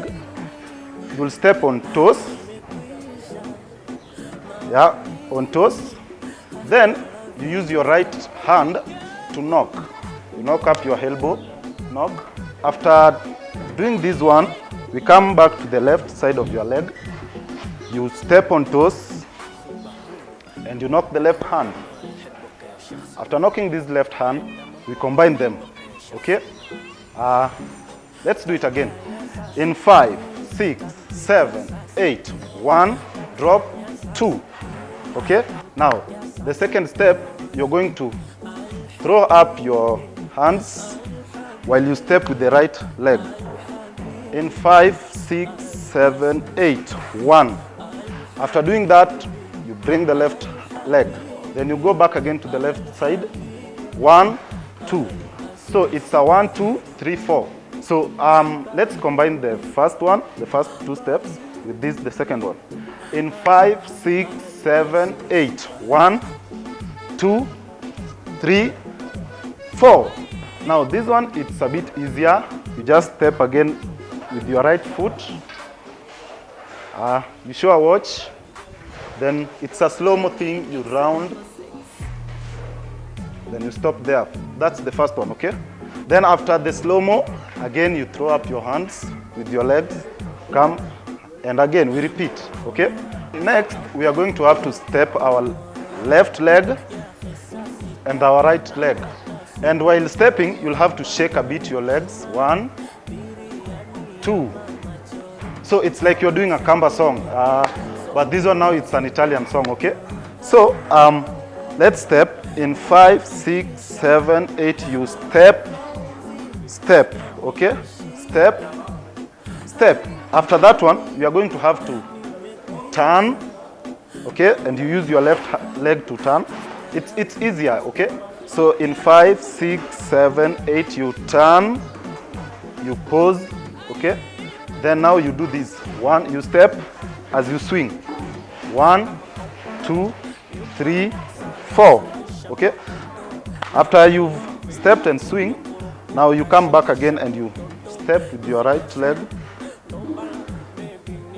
Then you bring it back. You step with your left leg. Then you 1, 2, 3. You step like 3 steps, okay? You do like 1, 2, then 1, 2, 3. So the next one is after you've stepped 3 steps back, you're going to have to lift up your right leg with your right hand. Again, you come to the left one. Then you pause. You pause while your left hand is up, okay? After this, we do wave, okay? We use our chest to 1, 2, 3. While you're doing the wave, you have to lift up your leg. Let's do it again. In 5, 6, okay, from here. But we are in this position. In 5, 6, 7, 8. 1, 2, 3. You have to give a small pause there, which is a silent pause.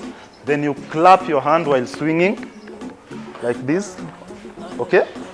So let's do it again on a slow-mo position. In 5, 6, 7, 8, you step, step, you give this, then you clap, okay?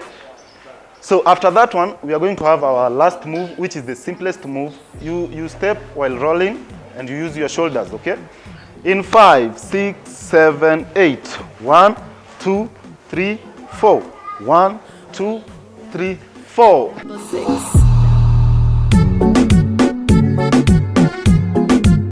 Biriani ya mama cholo, busati mkeka, so kila siku godoro. Hai wewe, nimekwisha, ni mapenzi yamenishika.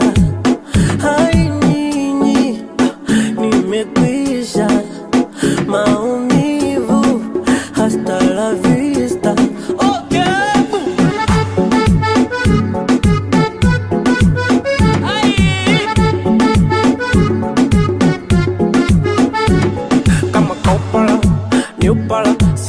Safisha makoto na ikiwa vita fujo koroko.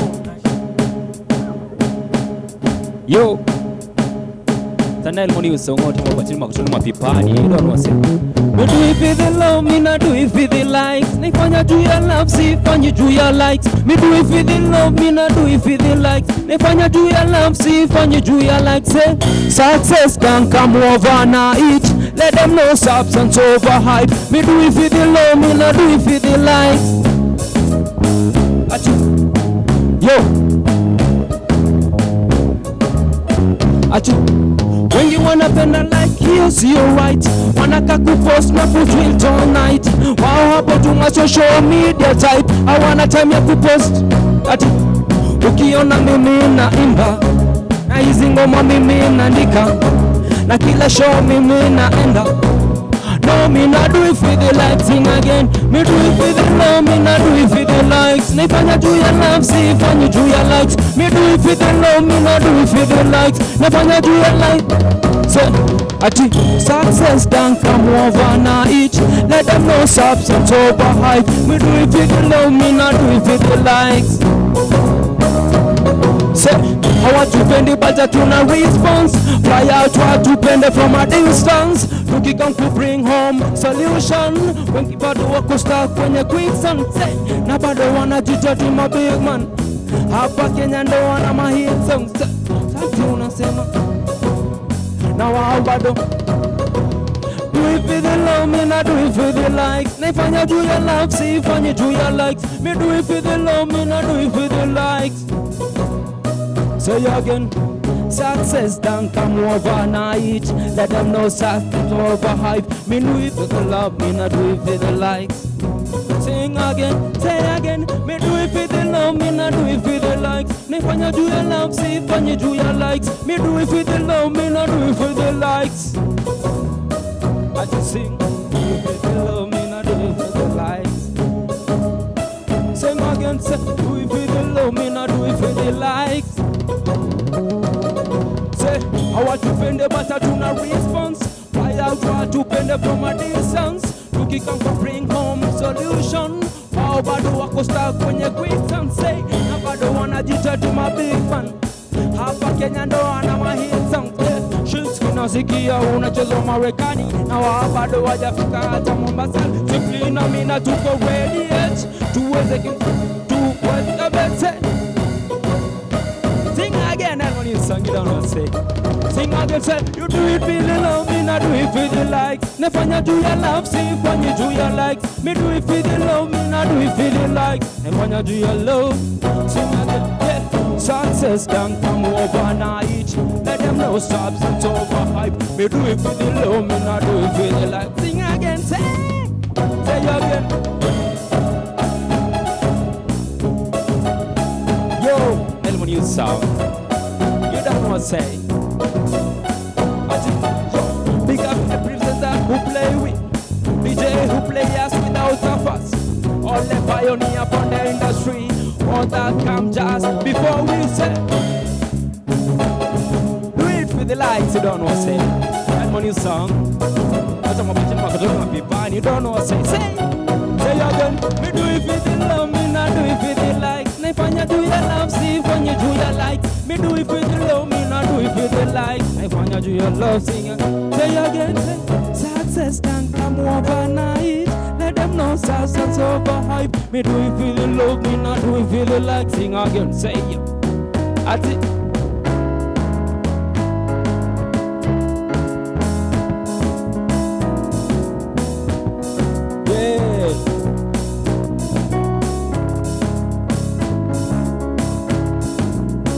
I think what?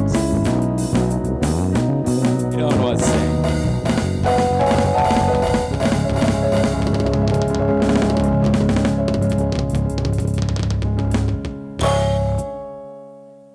Poa sana. Uko na likes mob na mimi hakuna ngoma yako na like boss. Ipo. Kuna mtu alikukosea mahali? Uko na likes mob lakini hauna ngoma yako, hakuna ngoma yako na like. Wako na likes mob lakini hakuna ngoma yako na like. How are you? I'm good. Karibu sana hii squared manzi. Thanks sana, nashukuru. Yeah.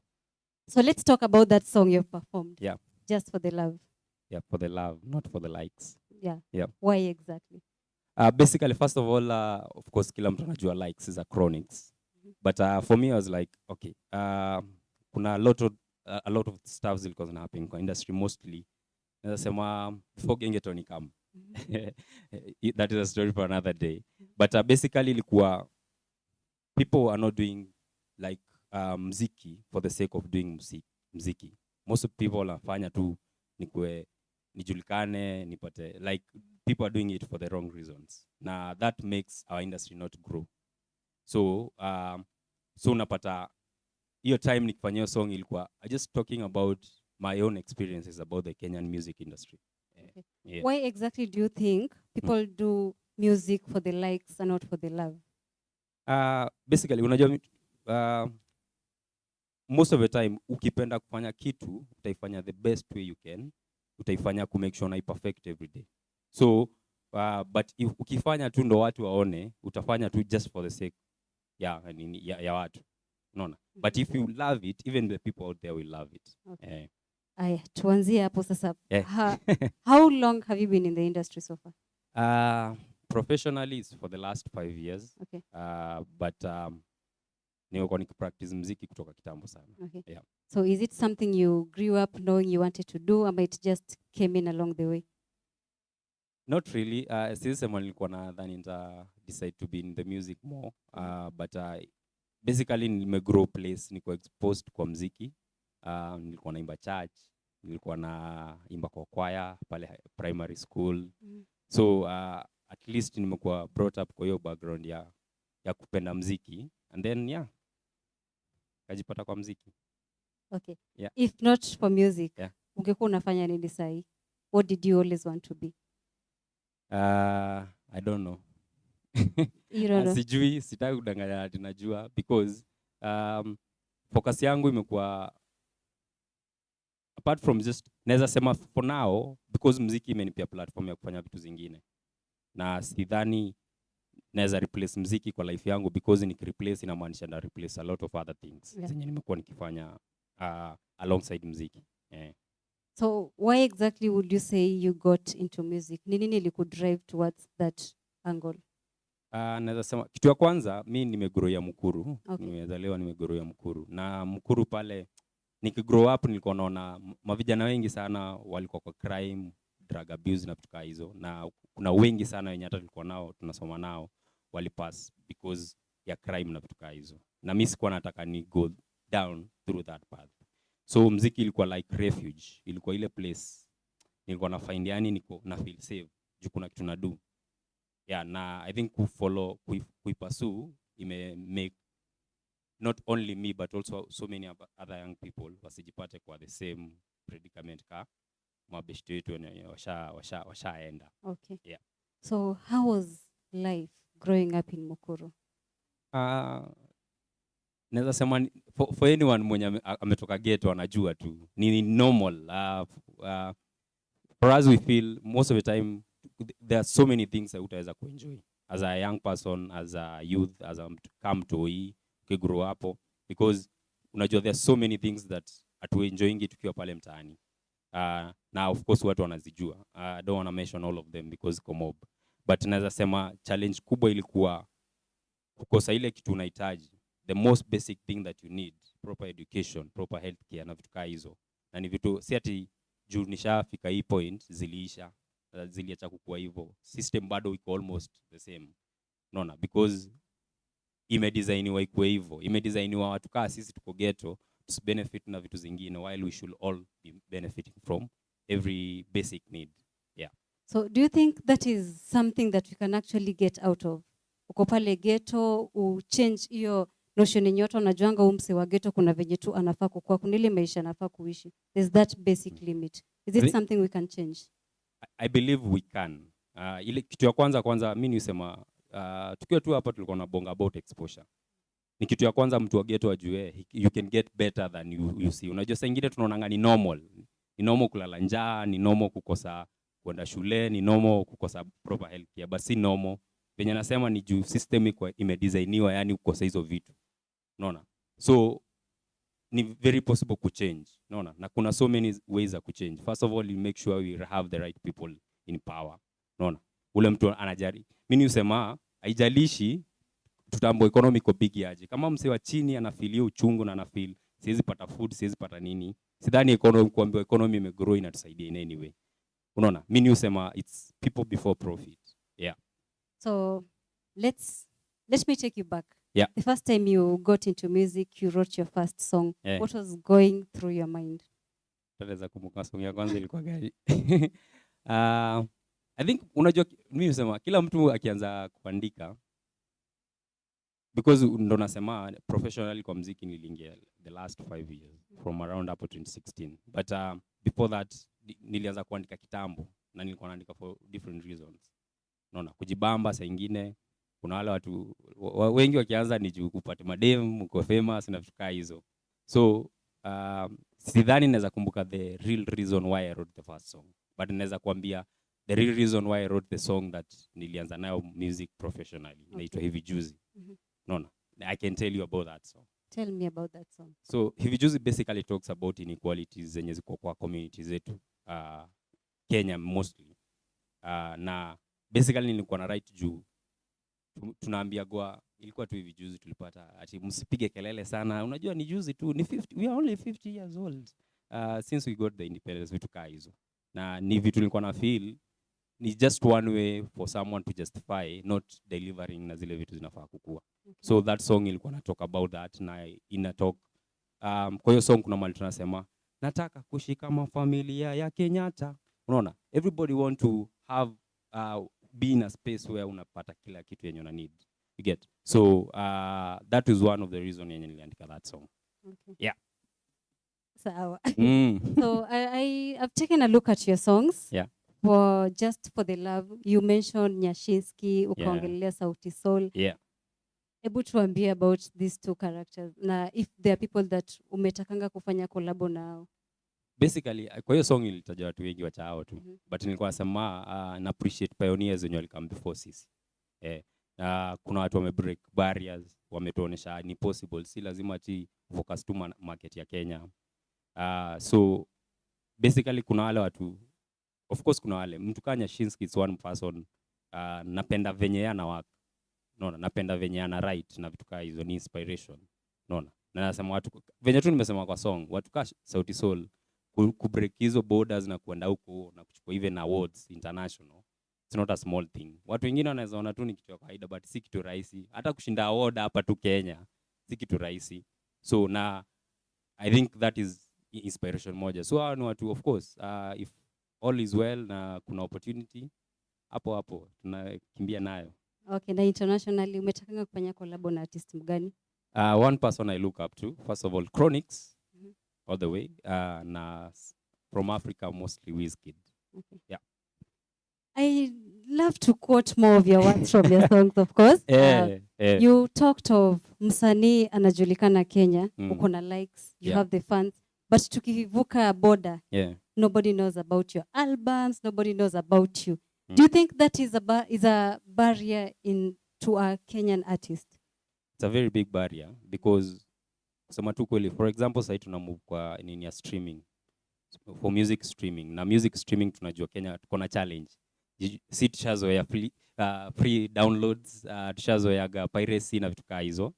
So if you're able to get market ya huko nje na uget watu wanaweza stream muziki yako wasikize na nini, of course you'll make more money than just kusema tu unataka kuplay hapa. Of course kuna wale watu sahi wafai kuwa tu na focus na muziki na market ya Kenya because wao washafika ile point wanafaa waanze kufocus na pia market ya huko nje. So ni important. Mimi dream yangu ni beat market ya Kenya na ni go out there because najua ni very important. Hata mtu kama Burna Boy hajachukua Grammy just because he was playing around Nigeria. Unaona, ali break barriers internationally. Yeah. And we pray for that. Kabisa. Yeah. Yeah. Yeah. So how would you describe your music? Unaweza describe kama msanii ana focus on side gani ya muziki? Mimi naweza sema conscious music, feel good music. Because mimi nisema there are always two sides. Naweza kaa hapa niongea about issues kutoka asubuhi mpaka jioni. But for my mental health, for anyone, lazima saa ingine you free yourself, ujibambe. So mimi nafanya muziki ya wase kufeel poa, but also sisahau role moja important ya kutalk about issues na happen kwa society yetu. Yeah. Okay. So talking about these issues through songs. Yeah. How certain are we that these are things that the right people will actually get to listen to them? Kama ni mtu mwenye, for instance, asikizangi music that much, how effective is that? I think unajua tu sema shida tu ni kukosa kutry.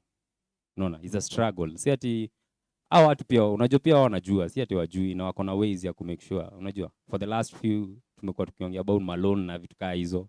Tumeona kitu happen ku silence wale wasa wamekuwa kifight ya vitu kaa hizo.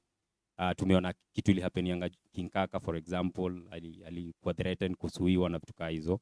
So I think the most important thing ni continue doing it. Unaona? Si tufanye tu once and then tuiachie hapo. Unaona? One day siku moja tu katajipa. Siku moja katajipa. Patience. Kujenga aje kama msanii? First of all naweza sema back in 2013 tulianzanga event just because sisi kama wasanii, mimi kwanza nikiwa mmoja wao, kupata even platform ya perform ilikuwa hard. Na I think from a platform hiyo na sahi, for example, tumefika point tumeset up recording studio, music production studio, photography studio na vitu hizo. So ni kufocus kujigrow but also kugrow other people. So naweza sema kama singekuwa nafanya muziki, sidhani focus yangu ingekuwa hapo. Ingekuwa na focus na vitu zingine. But also muziki imenipia platform ya kuweza kutravel, kuona other people, ku exposed to different way of thinking and different way of living. So naweza sema is a step, but bado tunasonga. Okay. Yeah. So apart from getting the right information to the right people through your songs, what is that one thing yenye pia ulikuwa unataka kuachieve na mziki yako even before you got into that space? I think cha muhimu, of course, first of all, ni get message out there to people, but also to improve my own life.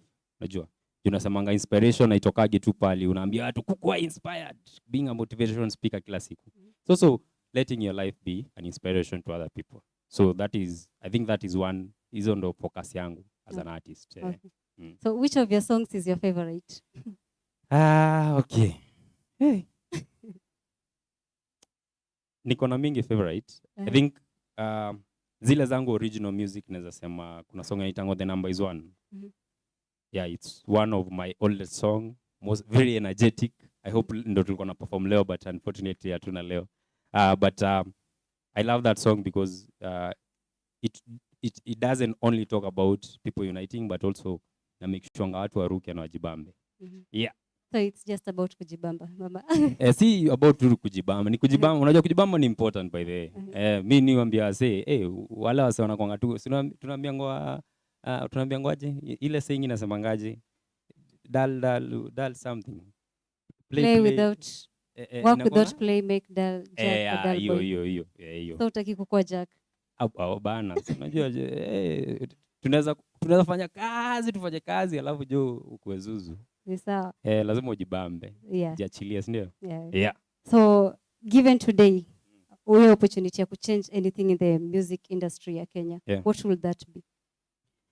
First of all, one thing ni naweza taka kuchange sana face ya music industry ya Kenya in this way, making sure at least artists wana earn from their work. Shida ni saa hii tuko na system zenye artist anafanya kazi, unaput a lot, but artist wengi every time unasikia msanii mara mingi wanalia. Na wali juu wajafanya job, wanalia juu system yenye iko haiwafavor. So first of all, that is one thing I really want to change, to make sure artists can earn from their work. Okay. Yeah. Acha tu shift kidogo. I'd love to talk about Wake Up Call. Hiyo song yako uliimba na X-Ray from Boondocks. It's basically about COVID na sexual based violence. How did that come about? Is it kitu experience ama ni kitu mone ki happen? Okay. Naweza sema first of all nikitumika mtoi nime experience. Nikiwa mtoi kuna vitu of course zilikuwa zina happen around mimi, na I don't think there are things that are pleasant to happen to any kid. Okay. But also ni kitu iko prevalent kwa community zetu na society yenyewe at large. Tunajua pia cases za sexual violence na gender based violence will go up time ya COVID.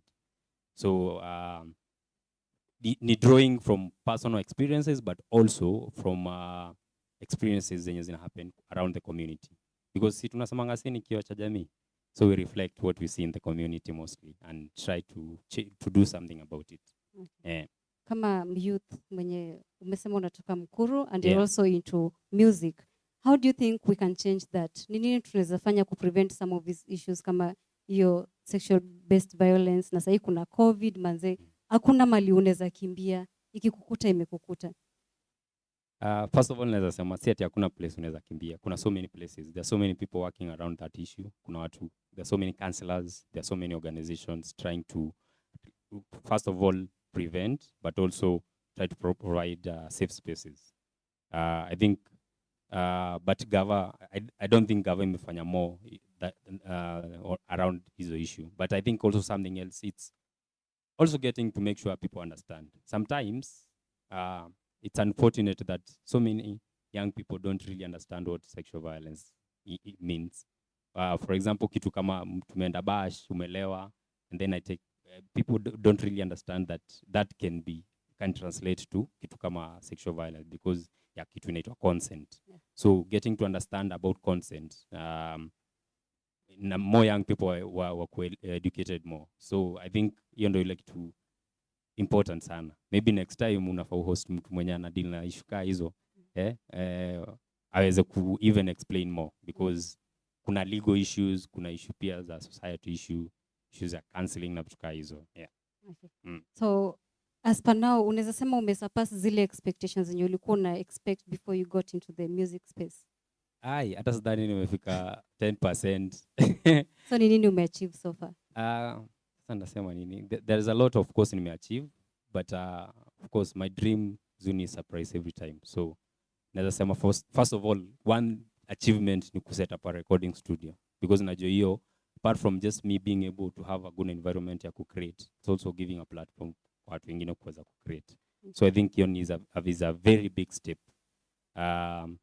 Na mimi kuweza at least kufika hiyo point yenye naweza jifanyia quality production, quality videos, getting out there in the media na kupata even deals zingine za kuweza kusupport ile kitu tunadu. I think it's a big achievement, but bado nataka kufika kwa Grammy. Amen. Yeah. So tell us about the next song you're about to perform for us. So 7 Clowns basically ni iko very straightforward. So most times in Kenya tunaonanga leaders, they want to create laws za kuwa favor tu, na most of the time wanauzi sugarcoat na lies za kuweza to make sure pia tuko nao kwa hiyo process. And I think that is one thing that is happening na BBI. There's so many nice things about us, but hizo ni vitu zingefanywa without even the BBI bill. Parliament, hiyo ndo kazi tumechagua watu wako pale parliament. But zile the biggest issues pale ndani zenye ziwezi happen just through parliament ni issues za power. Unaona? Na hizo ndo, that is the main thing yenye iko pale ndani. That's why they are pushing it from top. Najua tunaambiwa ni bottom top, lakini ni uongo. Tunajua tu ilipushiwa kutoka huko juu ndio sisi ina come down. So it's just talking straight and telling issues as they are and saying it as it is. So, but of course, decision ya every Kenyan.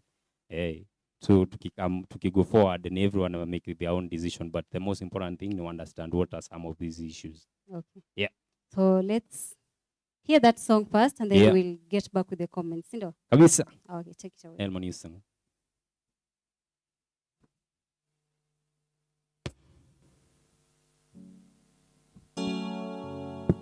Yeah. Yeah.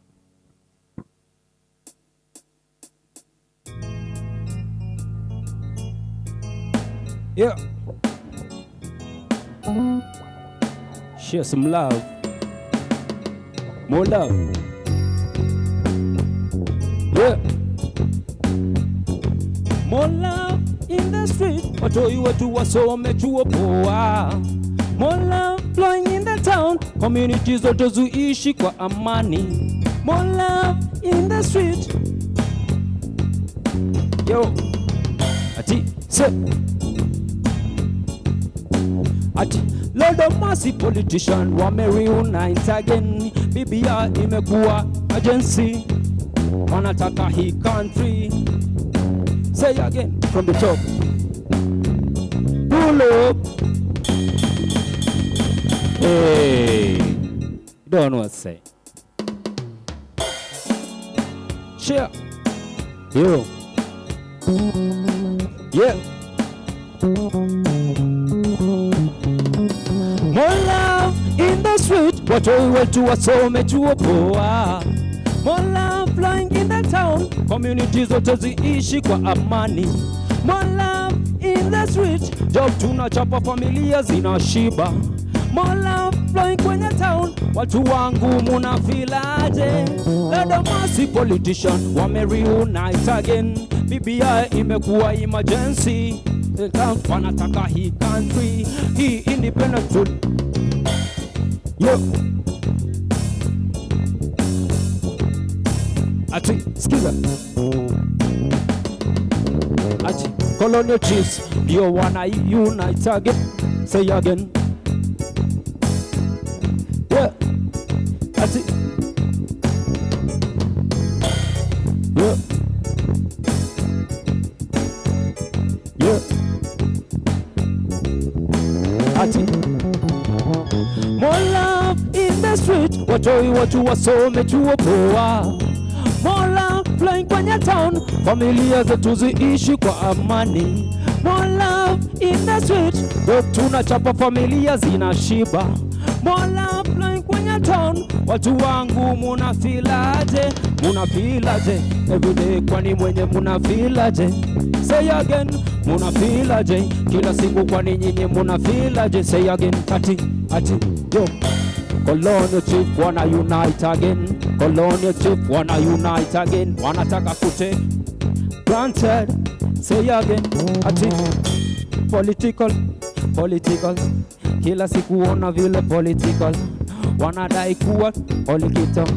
Wanataka power quick for themselves. Say again, NELMO NEWSONG. Say. Yo, don't know say. Check out 7 Clowns pale kwenye YouTube, you don't know say. Let's share some more love. Yo, say again.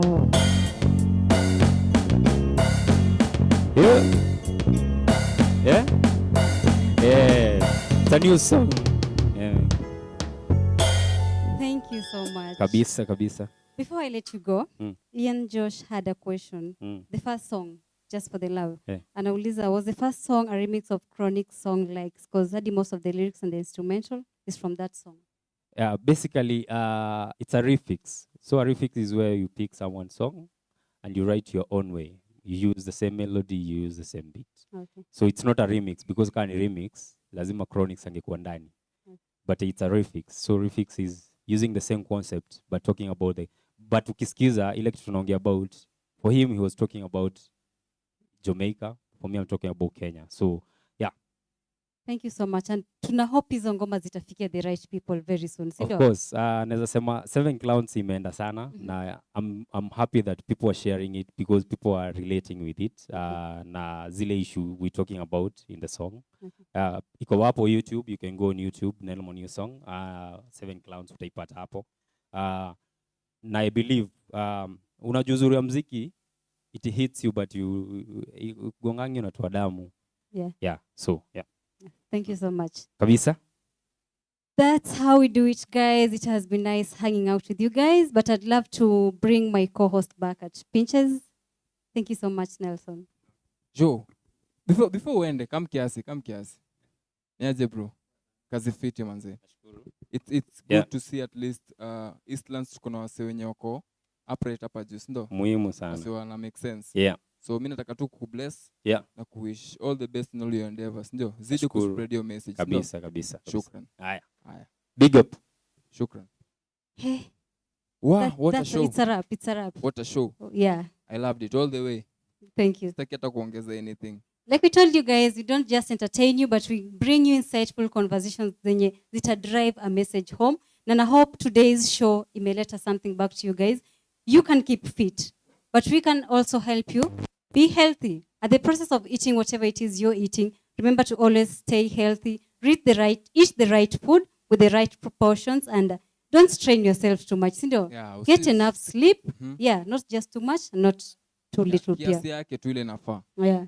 Usilale sana pia ukuelezi bones, ndio? Yeah. Okay. Maze, this has been E-Squared right here on E_Squared TV. Thank you so much for hanging out with us one more time. And we're hoping to see you guys next week, same time, same place, yeah? All right. My name is Carolina Chino. They call me Pinches the Entertainer. Yeah. Thank you so much for watching. Remember, next Saturday, same time, same place. Keep it locked. How's you? Yeah, keep healthy, manzi. Yeah. Bye-bye.